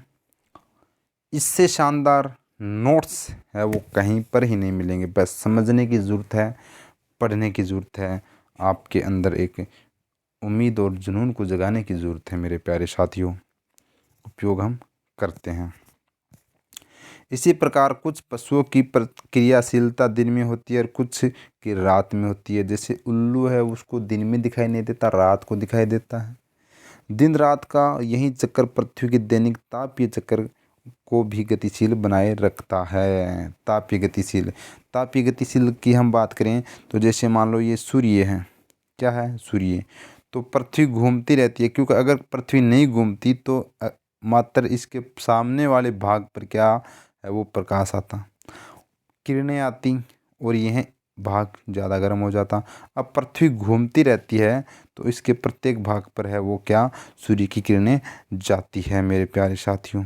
तो अगर ये सूर्य के सामने वाले भाग, अगर जो पृथ्वी का भाग आता है वहाँ पर तो क्या होगा? दिन होगा, और इसके जो पीछे वाला भाग है वो यहाँ पर क्या हो जाएगी? रात हो जाएगी, जो आपको समझ में आ रहा होगा। ये देखिए, ये सूर्य की किरणें जा रही है, ये क्या जा रही है? सूर्य की किरणें जा रही है प्यारे साथियों। तो यहाँ पर जो है क्या? दिन हो रहा है, और इधर पीछे क्या है? रात हो रही है। 12 घंटे के बाद ये पृथ्वी है, ये जो भाग है ये पीछे चला जाएगा और ये भाग आगे आ जाएगा। ठीक है, तो इस तरह से हम इसको समझ सकते हैं।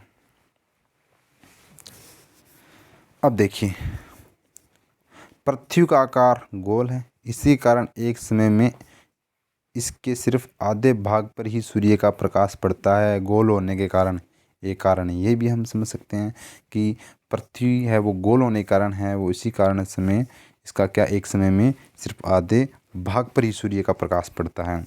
सूर्य की तरफ वाले भाग में दिन होता है, लेकिन दूसरा भाग जो सूर्य के विपरीत होता है वहाँ पर क्या होती है, रात होती है। इस प्रकार ग्लोब पर वह वर्त गोला जो दिन तथा रात को विभाजित करता है उसे प्रदीप्त या प्रकाश वर्त कहते हैं। क्या कहते हैं, प्रकाश वर्त कहते हैं। ये जो आपको दिखाई दे रहा है इसको बोलते हैं प्रकाश वर्त बोलते हैं मेरे प्यारे साथियों। तो आई होप आपको समझ में आ गया होगा दिन रात के बारे में, ठीक है। और बरसात के कारण बारे में हमको पता चल गया। पशुओं की प्रतिक्रियाशीलता के बारे में हमने देखा। तो ये देखो शानदार नोट्स है वो यहाँ पर आपको प्रोवाइड करवाए जा रहे हैं एक शानदार पीडीएफ की तरह और समझा कर विस्तार से, ताकि आपके प्रत्येक डाउट है वो यहाँ से क्लियर हो सके। अब की बार रीट है पार हम कर छोड़ेंगे।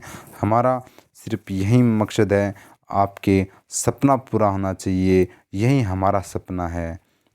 अब देखिए परिक्रमण गति, हमने घूर्णन गति देखी। घूर्णन गति क्या देखी कि पृथ्वी जब 24 घंटे के अंदर अपना एक चक्कर पूरा करती है उसको बोलते हैं घूर्णन गति बोलते हैं। घूर्णन यानी कि पृथ्वी स्वयं अपने अक्ष पर घूमती है उसको घूर्णन कहते हैं। लेकिन पृथ्वी जब सूर्य के, ये मान लो सूर्य इसके चारों ओर अगर घूमना स्टार्ट कर दे तो वो 1 साल के अंदर पूरा करती है, उसको परिक्रमण कहते हैं। अरे आप कभी जाते हो, देखो आप समय खड़े खड़े घूमते हो, वो तो क्या है, घूर्णन है। वो तो क्या है प्यारे साथियों, घूर्णन है।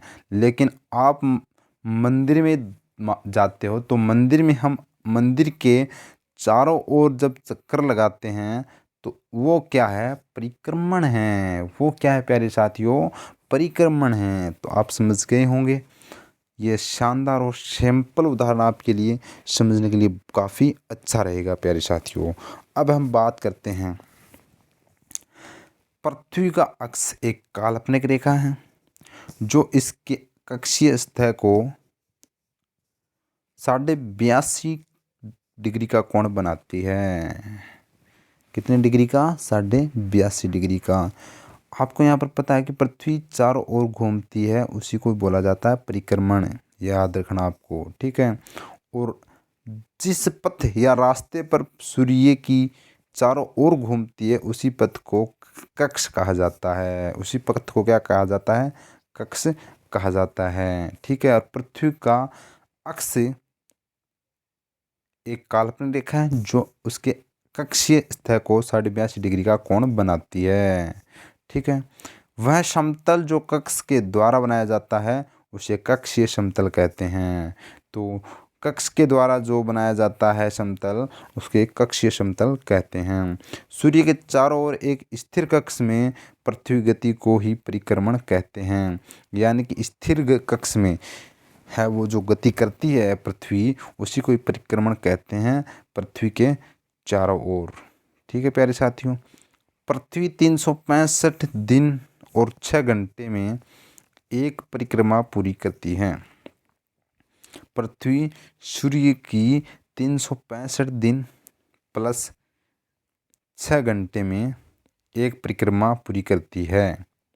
इसी कारण एक वर्ष में 365 दिन होते हैं और शेष बचे 6 घंटे 4 वर्षों में 6 गुणे 4 यानी 24 घंटे यानी कि एक दिन बनते हैं। और इसीलिए प्रत्येक चौथे वर्ष में एक दिन फरवरी महीने में जोड़ दिया जाता है और इसी कारण उस वर्ष में हर चौथे वर्ष में फरवरी का महीना 28 दिन की बजाय 29 दिन का होता है। तो आई होप आपको समझ में आ गया होगा, जिसे हम लीप वर्ष या अधिवर्ष भी कहते हैं। रीजनिंग आपने पढ़ी है तो लीप वर्ष और अधिवर्ष के बारे में आपको पता होगा। लीप वर्ष और अधिवर्ष क्या होता है, जिसमें 400 या फिर 4, इससे समझ गए होंगे आप, इसी को लीप वर्ष कहते हैं। 2012 क्या है, एक लीप वर्ष है मेरे प्यारे साथियों, क्या है, एक लीप वर्ष है। तो यहाँ तक हमने देखा अच्छे से। अब पढ़ेंगे ऋतु के बारे में। क्या, किसके बारे में प्यारे साथियों, ऋतुओं के बारे में। अब क्योंकि पृथ्वी घूमती है तभी क्या होता है, मौसम में परिवर्तन होता है, तो उसी को हम यहाँ पर देखेंगे। तो हम ऋतु की बात करते हैं। ऋतुएं क्या होती हैं उसके बारे में हम चर्चा करते हैं। तो 23.5 डिग्री कोण पर झुकी हुई है हमारी पृथ्वी, और इसी झुकी हुई स्थिति से ही हमें सूर्य के चारों ओर कक्षा में परिक्रमा करती है। और इसी उत्तरी और दक्षिणी गोलार्ध में ऋतुओं का चक्र, जो ऋतुओं का चक्र है वो पृथ्वी द्वारा की गई सूर्य की परिक्रमा पर निर्भर करती है। यानी कि ऋतु चक्र है वो किस पर निर्भर करता है? सूर्य की परिक्रमा पर निर्भर करता है। जो पृथ्वी है, पृथ्वी द्वारा जो सूर्य की परिक्रमा की जाती है उसके ऊपर है वो निर्भर करता है, ऋतु चक्र है वो। तो हम देखते हैं कैसे। पृथ्वी पर एक वर्ष में मार्च माह से सितंबर माह के बीच सूर्य की सीधी किरणें उत्तरी उष्ण कटिबंधीय क्षेत्र, उत्तरी उष्ण कटिबंधीय क्षेत्र आपको समझ में आ जाना चाहिए। विषुवत रेखा से कर्क रेखा के मध्य का जो क्षेत्र है वो उत्तरी उष्ण कटिबंधीय क्षेत्र है, और विषुवत रेखा और कर्क रेखा के मध्य गिरती है। ठीक है, यहाँ तक आपको समझ में आ गया होगा। और इस समय उत्तरी गोलार्ध में गर्मी और दक्षिणी गोलार्ध में शीत ऋतु होती है। हम बोल सकते हैं कि ये क्या है, हमारी पृथ्वी है, और ये क्या है, भूमध्य रेखा या विषुवत रेखा, और ये कर्क रेखा। तो जब सूर्य आपको पता है कब चमकता है, ये भूमध्य रेखा पर कब चमकता है? भूमध्य रेखा पर सूर्य, ये देखो ये हमारी भूमध्य रेखा है, इस पर चमकेगा 21 मार्च को। यहाँ से मार्च से स्टार्ट करो, 21 मार्च को। 21 मार्च को चमकने के बाद यह धीरे धीरे धीरे धीरे धीरे धीरे किधर बढ़ेगा? मकर रेखा, कर्क रेखा की तरफ बढ़ेगा। ये कर्क रेखा, ठीक है, कर्क रेखा पर पहुँचेगा यह 21 जून को। 21 जून को पहुँचता है। 21 जून को पहुँचने के बाद ये यहाँ पर जैसे 21 जून को पहुँचने के बाद वापस 21 जून को किधर रवाना हो जाएगा? ये सूर्य भूमध्य रेखा की तरफ, और ये भूमध्य पर पहुँचता है 23 सितंबर को। कब पहुँचता है? 23 सितंबर को। तो इसी के लिए कहा गया है, आप समझ गए होंगे अच्छे से, मेरे ख्याल से कोई भी दिक्कत नहीं है।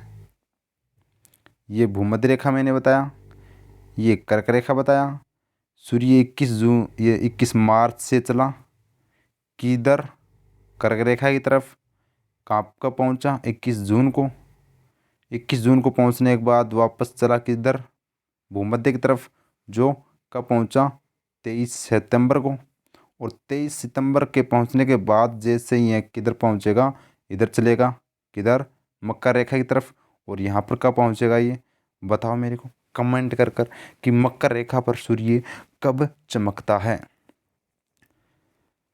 बताओ, जल्दी से जल्दी कमेंट कर कर बताओ। यहाँ पर देखो ये दिसंबर, मैं बता देता हूँ। यहाँ पर ये क्या है? दिसंबर। और ये है वो, देखिए कब पहुँचेगा? 22 दिसंबर को। यहाँ पर मकर रेखा पर सूर्य 22 दिसंबर को पहुँचेगा, और फिर 22 दिसंबर से वापस किधर चलेगा? ये भूमध्य रेखा की तरफ। और कब पहुँचेगा? 21 मार्च को। तो इस तरह से सूर्य चलता रहता है। सूर्य नहीं चलता है, सॉरी, पृथ्वी चलती रहती है। तो सूर्य है वो इस तरह से मकर रेखा से चमकने के बाद 21 मार्च को कहाँ पर चमकेगा?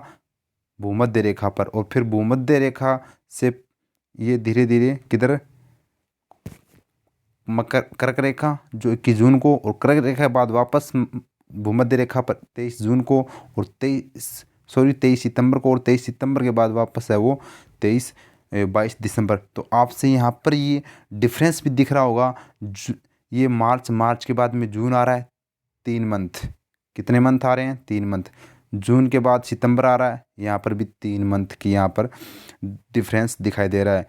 फिर सितंबर से दिसंबर, तो इसमें भी 3 मंथ, और दिसंबर से मार्च, ये भी 3 मंथ, यानी कि हर 3-3 महीने में यहाँ पर दिखाई देगा। तो 2 बार जो सूर्य चमकता है यह भूमध्य रेखा पर चमकता है, और एक एक बार कहाँ पर? कर्क रेखा और मकर रेखा पर चमकता है। जब सूर्य कर्क रेखा पर चमकता है तो यह कर्क रेखा का सबसे बड़ा दिन होता है, यानी कर्क रेखा उत्तरी गोलार्ध में है तो उत्तरी गोलार्ध का सबसे बड़ा दिन होता है और दक्षिणी गोलार्ध का सबसे छोटा दिन होता है। ठीक है, और हम बात करें तो यहाँ पर उत्तरी गोलार्ध में जब कर्क रेखा चमकता है तो उत्तरी गोलार्ध में गर्मी रहती है और दक्षिणी गोलार्ध में है वो सर्दी रहती है। और इसके विपरीत ही 22 दिसंबर को जब सूर्य यहाँ पर मकर रेखा पर पहुँचता है तो दक्षिणी गोलार्ध का है वो सबसे बड़ा दिन होता है और उत्तरी गोलार्ध का सबसे छोटा दिन होता है। और दक्षिणी गोलार्ध में क्या गर्मी रहती है और उत्तरी गोलार्ध में सर्दी रहती है। ठीक है, जैसे अब क्या है, सर्दी है जनवरी, तो इस तरह से 22 दिसंबर को मकर रेखा पर पहुंचने के बाद अब धीरे धीरे है वो किधर किरणें आ रही हैं, सूर्य की, यानी कि भूमध्य रेखा की तरफ है वो बढ़ रहा है और 21 मार्च को यह प्रॉपर भूमध्य रेखा पर पहुंच जाएगा। तो आई होप आपको समझ में आ गया होगा। तो इस तरह से बढ़ते हैं, आपके प्रत्येक डाउट को यहाँ पर क्लियर किया जाएगा मेरे साथियों।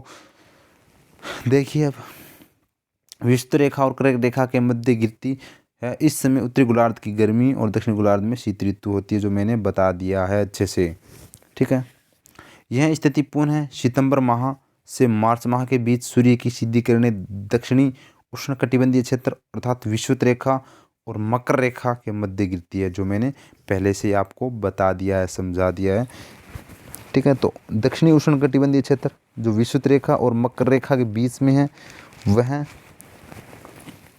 है और इस समय उत्तरी गोलार्ध में शीत और दक्षिणी गोलार्ध में ग्रीष्म ऋतु होती है।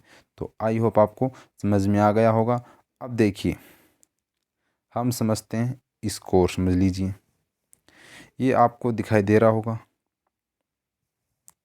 ये देखिए, ये सूर्य है, सूर्य के चारों ओर ये जो पृथ्वी घूमती है, इस तरह से पृथ्वी है वो घूम रही है पूर्व से पश्चिम की ओर।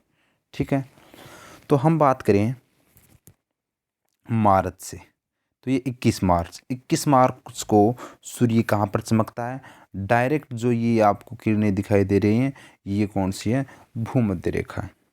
कौन सी रेखा भाई, भूमध्य रेखा है। ठीक है, और इसी को बसंत ऋतु भी कहा जाता है, विश्व भी कहा जाता है, बसंत विश्व या बसंत ऋतु कहा जाता है 21 मार्च को। ये है, बात करें तो यहाँ पर दिन और रात क्या होती है, बराबर होती हैं। दिन और रात क्या होती हैं, बराबर होती हैं। जब भूमध्य रेखा पर सूर्य चमकता है तब दिन और रात क्या होती है, बराबर होती है मेरे प्यारे साथियों।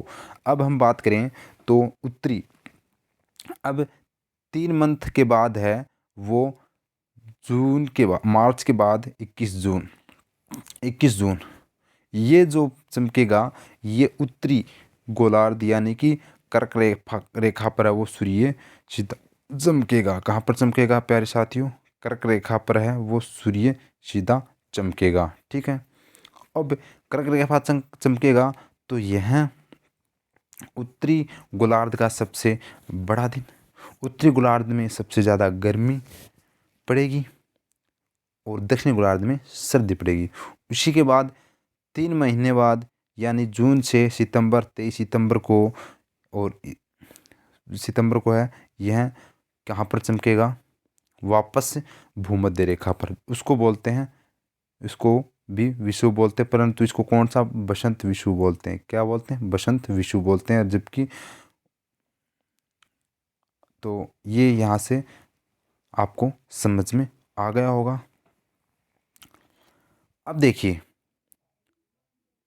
ये यहाँ से 23 सितंबर को चमकने के बाद ये किधर बढ़ेगा, सूर्य की किरणें हैं वो वापस 22 दिसंबर को मकर रेखा की तरफ है वो चमकेगा और दक्षिणी गोलार्ध का गर्मी यानी कि गर्मी का दिन रहेगा ये, और उत्तरी गोलार्ध में शीत ऋतु रहेगी।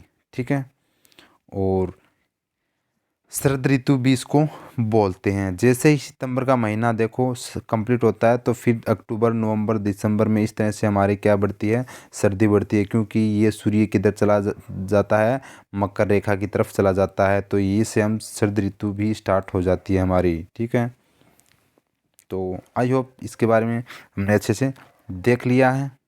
तो आगे हम बढ़ते हैं और आप इसका स्क्रीनशॉट भी ले सकते हैं ताकि आपको समझना में अब आसानी हो सके। अब हम पढ़ते हैं 21 मार्च। देखिए 21 मार्च को सूर्य सीधी की किरणें कहाँ पर पड़ती है? विषुवत रेखा विषुवत पर पड़ती है। मैंने बताया था ये हमारी पृथ्वी है, ये भूमध्य रेखा है और 21 मार्च को है वो सूर्य कहाँ पर चमकता है? भूमध्य पर चमकता है। उसके बाद मार्च के बाद में ये हमारी कर्क रेखा और ये क्या है? मकर रेखा। 21 मार्च के बाद धीरे धीरे ये है सूर्य किधर चलेगा? इधर चलेगा, किधर? कर्क रेखा की तरफ। और कब पहुंचेगा कर्क रेखा पर? 21 जून को। तो ये हमने बात कर दी। इस दिन पृथ्वी पर दिन व रात क्या होती है? बराबर होती है। 21 मार्च को और 23 सितंबर को पृथ्वी पर दिन और रात क्या होती है प्यारे साथियों? बराबर होती है। क्या होती है? बराबर होती है, जिसे उत्तरी विषुव या बसंत विषुव भी कहते हैं। उत्तरी विषुव या बसंत विषुव। इस समय न तो सर्दी और न ही गर्मी होती है। उत्तरी गोलार्ध में बसंत ऋतु तथा दक्षिण गोलार्ध में शरद ऋतु होती है। तो ये आपको 21 मार्च के बारे में। 21 मार्च के पश्चात सूर्य की सीधी किरणें धीरे धीरे कर्क रेखा की तरफ बढ़ती है और 21 जून को सीधी किरणें कर्क रेखा पर गिरती है। और इस दिन उत्तरी गोलार्ध में सबसे लंबा दिन होता है, यानी कि सबसे बड़ा दिन होता है, तथा इसके पश्चात विपरीत दक्षिण गोलार्ध में सबसे लंबी रात, और इसे उत्तरी अयनांत कहा जाता है। उस समय उत्तरी गोलार्ध में ग्रीष्म ऋतु और दक्षिण गोलार्ध में शीत ऋतु होती है। तो ये आपको समझ में आ गया होगा। तो कर्क रेखा जब सूर्य चमकता है तो दक्षिण गोलार्ध में सर्दी होती है। और अगर पूछा जाए कि 90 डिग्री जो उत्तरी ध्रुव है और दक्षिणी ध्रुव है वहाँ पर क्या रहती है? हमेशा ठंड रहती है, बर्फ़ पड़ती है, वहाँ पर सूर्य किरणें नहीं पहुँच पाती है। 23.5 डिग्री तक है वो सूर्य किरणें आपस में चलती रहती है। तो आगे हम बात करें तो प्यारे साथियों, आगे हम 21 जून के पश्चात सूर्य की सीधी किरणें धीरे धीरे, ये हमने देख लिया, कर्क रेखा तरफ बढ़ती है। और फिर 23 सितंबर को सीधी किरणें फिर से विषुवत रेखा यानी कि भूमध्य रेखा पर 23 सितंबर को वापस आ जाती है और दिन पृथ्वी पर दिन और रात क्या होते हैं? बराबर होते हैं। इसी दक्षिणी विषुव कहते हैं। इसको क्या कहते हैं? दक्षिणी विषुव। और उत्तरी गोलार्ध में शरद ऋतु स्टार्ट हो जाती है। क्यों हो जाती है? क्योंकि अब ये सितंबर के बाद ये हैं जो सूर्य है की किरणें वो किधर बढ़ेगी? मकर रेखा की तरफ बढ़ेगी। और मकर रेखा की तरफ बढ़ेगी तो यहाँ से यहाँ पर शरद ऋतु स्टार्ट हो जाती है उत्तरी गोलार्ध की। तो और दक्षिणी गोलार्ध में बसंत ऋतु यानी कि यहाँ पर वो गर्मी स्टार्ट हो जाती है। और उसके बाद 23 सितंबर के पश्चात सूर्य की किरणें धीरे धीरे मकर रेखा की तरफ बढ़ती है। तब 22 दिसंबर को सीधी किरणें कहाँ पर? मकर रेखा पर गिरती है। और इस कारण दक्षिणी गोलार्ध में सबसे लंबा दिन और उत्तरी गोलार्ध में सबसे छोटा दिन होता है। प्यारे साथियों, क्या होता है? सबसे लंबी रात होती है। इसे दक्षिणी अयनांत कहा जाता है। इस समय दक्षिणी गोलार्ध में गर्मी की ऋतु और उत्तरी गोलार्ध में सर्दी की ऋतु होती है। आपको समझ में आ गया होगा। दक्षिणी गोलार्ध में जब सूर्य चमकेगा मकर रेखा पर तो उत्तरी गोलार्ध में क्या रहेगी? सर्दी रहेगी। तो 22 दिसंबर के बाद सूर्य की सीधी किरणें मकर रेखा से विषुवत रेखा की तरफ बढ़ती है और 21 मार्च को सीधी किरणें पुनः विषुवत रेखा पर गिरती है। और इस दिन पृथ्वी पर दिन और रात बराबर होते हैं। इसी कारण पृथ्वी विभिन्न ऋतुओं में गुजरते हुए अपने कक्ष में परिक्रमण 1 वर्ष में पूरा करती है। तो आई होप आपको समझ में आ गया होगा। पूरी ऋतुओं के चक्कर में हमने देख लिया। ये हमने देखा भूमध्य रेखा या 0 डिग्री रेखा, 23.5 डिग्री कर्क रेखा और 23.5 डिग्री मकर रेखा। ठीक है। तो मार्च से 21 मार्च से स्टार्ट करते हैं हम। 21 मार्च को सूर्य भूमध्य पर, फिर कर्क रेखा पर 21 जून, फिर वापस 23 सितंबर को आ जाते हैं किस पर?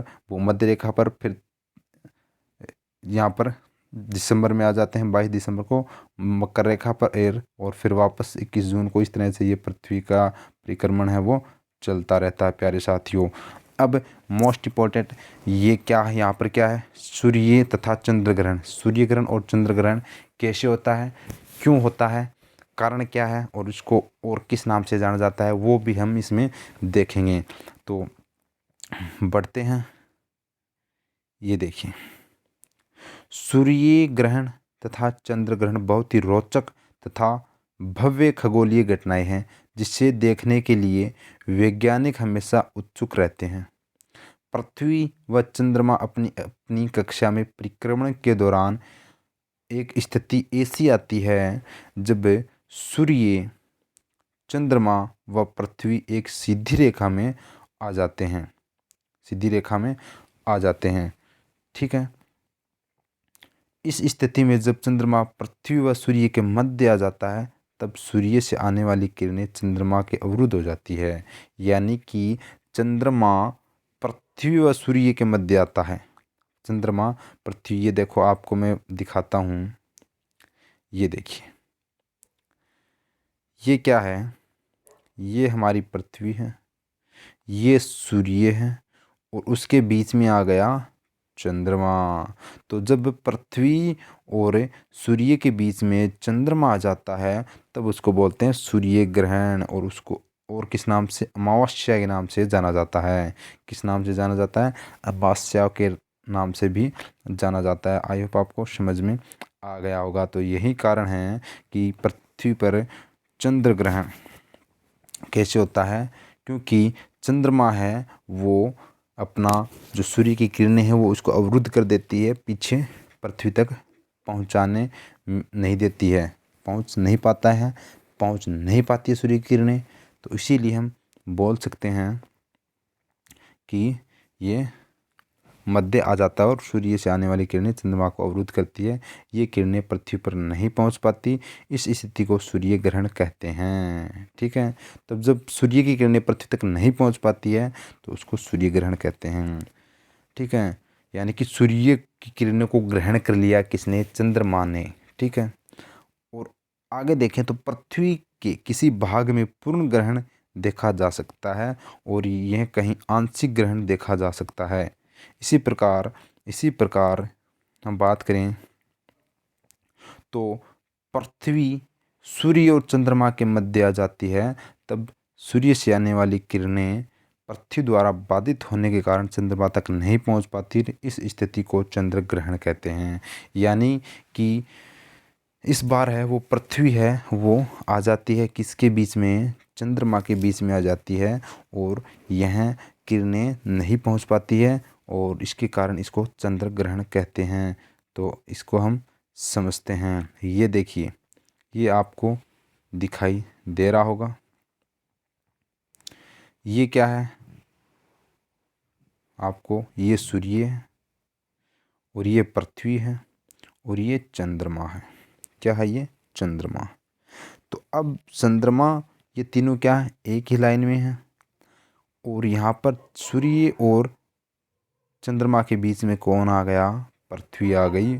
तो इसी को बोलते हैं चंद्र ग्रहण। यानी कि चंद्रमा पर किरणें नहीं जा रही, चंद्रमा की किरणें है वो पृथ्वी ने ग्रहण कर ली, तो इसको चंद्र ग्रहण। और इसकी जो किरणें हैं वो यहाँ पर बात करें तो सूर्य चंद्रमा पर नहीं जाती है, क्योंकि ये चंद्रमा को टच भी, स्पर्श भी नहीं करती है, तो ये निकल जाती है और इसी को बोलते हैं चंद्र ग्रहण। मेरे प्यारे साथियों, तो आप यहाँ से ये समझ गए होंगे अच्छे से, विस्तार से।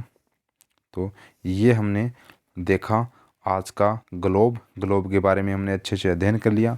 चंद्र सूर्य ग्रहण किसे कहते हैं ये हमने देखा। सूर्य ग्रहण किसे कहते हैं? सूर्य और पृथ्वी के बीच में जब चंद्रमा आ जाता है उसको सूर्य ग्रहण कहते हैं। और चंद्र ग्रहण किसे कहते हैं? सूर्य और चंद्रमा के बीच में पृथ्वी आ जाती है उसको चंद्र ग्रहण या पूर्णिमा के नाम से भी जाना जाता है। तो आई होप ये हमारा ग्लोब का लेसन है वो कंप्लीट होता है और इसमें बहुत से डाउट है वो हमारे क्लियर हुए, और इसके मैं लेकर आ रहा हूँ अगले वीडियो में क्वेश्चन। बने रहे हमारे चैनल के साथ, और आपको वीडियो अच्छा लगा है तो प्लीज़ वीडियो को लाइक करना, ज़्यादा से ज़्यादा इसको शेयर करना और सब्सक्राइब करना न भूलें। और साथियों, इसके देखो हम क्वेश्चन भी करते हैं। शब्दावली में हम देखते हैं गुरुत्वाकर्षण के बारे में हमने देखा, किसी भी पिंड द्वारा अपनी ओर खींचने की शक्ति क्या कहलाती है? गुरुत्वाकर्षण कहलाती है। क्या कहलाती है प्यारे साथियों? गुरुत्वाकर्षण कहलाती है। मानक समय क्या है? किसी देश की प्रमुख देशांतर रेखा से माना गया समय क्या है? मानक समय है। तिथि रेखा क्या होती है? 180 डिग्री देशांतर यानी नए दिन की शुरुआत का स्थान ही क्या कहलाती है? तिथि रेखा होती है। बढ़ते हैं हम आगे। क्वेश्चन हमारा, वह रेखा जो पृथ्वी को उत्तरी गोलार्ध तथा दक्षिणी गोलार्ध में विभाजित करती है कहलाती है? तो कर्क रेखा कहलाती है। कर्क रेखा हमने देखा था, ये पृथ्वी है, ये सॉरी उत्तरी गोलार्ध और दक्षिणी गोलार्ध में विभाजित करती है। वो कौन सी रेखा होती है? विषुवत रेखा। ऑप्शन ये नहीं होगा, ख होगा। ऑप्शन ख, ये विषुवत रेखा या भूमध्य रेखा या 0 डिग्री रेखा जो पृथ्वी को 2 भागों में विभाजित करती है, उत्तरी गोलार्ध और दक्षिणी गोलार्ध में। तो आई होप आपको समझ में आ गया होगा। अगला क्वेश्चन है, पृथ्वी पर एक अधिवर्ष में कितने दिन होते हैं? तो आपको पता ही है, एक अधिवर्ष में है वो 365 दिन होते हैं प्यारे साथियों। बढ़ते हैं आगे। देखिए, पृथ्वी का भूमध्यवर्ती व्यास जो कितना था? 12,000। भूमध्यवर्ती व्यास 12,756.6 किलोमीटर है। जबकि ध्रुवीय व्यास, यहाँ पर क्या आ जाएगा? ध्रुवीय व्यास से अधिक है। यहाँ पर इसका आंसर आ जाएगा ध्रुवीय व्यास। ठीक है, ध्रुवीय व्यास कितना था? 12,700। बताओ भाई फ्रेंड्स, 12,000 जो 43 से अधिक था। कितना अधिक था फ्रेंड्स? 43 अधिक था। तो यहाँ से आप है वो कर सकते हैं 14 किलोमीटर। ठीक है फ्रेंड्स, आगे देखें तो भारत का मानक समय 82.5 डिग्री पूर्वी देशांतर से निर्धारित किया गया है। 82.5 डिग्री यहाँ का इसका आंसर आ जाएगा फ्रेंड्स। पृथ्वी है वो सूर्य से, बात करें तो पृथ्वी सूर्य से प्रकाश प्राप्त करती है फ्रेंड्स। तो 21 जून को सूर्य की सीधी किरणें कहाँ पर पड़ती है? कर्क रेखा पर पड़ती है फ्रेंड्स। कर्क रेखा पर ये इसके हमने आंसर किए। तो आई होप ये आपको समझ में आ गया होगा। तो इस तरह से हमने हमारा ग्लोब देख लिया है। ग्लोब में हमने बहुत सी देखें, क्या क्या देखा वो है हम चर्चा कर लेते हैं। ये चंद्र ग्रहण और सूर्य ग्रहण देखा। उसके बाद में हमने ऋतुएं देखी। ऋतुएं देखने से पहले परिक्रमण देखा और घूर्णन गति देखी। अंतर्राष्ट्रीय तिथि रेखा, मानक समय रेखा, और क्या देखा हमने? प्रमाणिक समय, स्थानीय समय, और हमने देखा क्या देखा फ्रेंड्स? अक्षांश रेखा और देशांतर रेखा के बारे में हमने अच्छे से विस्तार से देखा। और ग्लोब क्या है इसको हमने अच्छे से अध्ययन किया। और हमने भूमध्यवर्ती व्यास और दक्षिणी व्यास और परिधि के बारे में भी हमने देखा। तो ये यहाँ से हमारा लेसन है वो कंप्लीट होता है। तो साथियों, अगर वीडियो आपको फिर से रिक्वेस्ट कर रहा हूँ, ज़्यादा से ज़्यादा शेयर करना, और यह आपको अच्छा लगा है तो लाइक करना, और हमारे चैनल पर नए हो तो चैनल को सब्सक्राइब करना न भूले। आपको इसी तरह से आपके सपनों की उड़ान को, आपकी इस मंजिल को पहुंचाने का है वो हमारी तरफ से पूरी कोशिश की जाएगी। और आपको इस तरह की क्लासें और इस तरह के क्वेश्चंस है वो लाते रहेंगे ताकि आप अपनी मंजिल तक पहुंच सके। जय हिंद, जय भारत साथियों।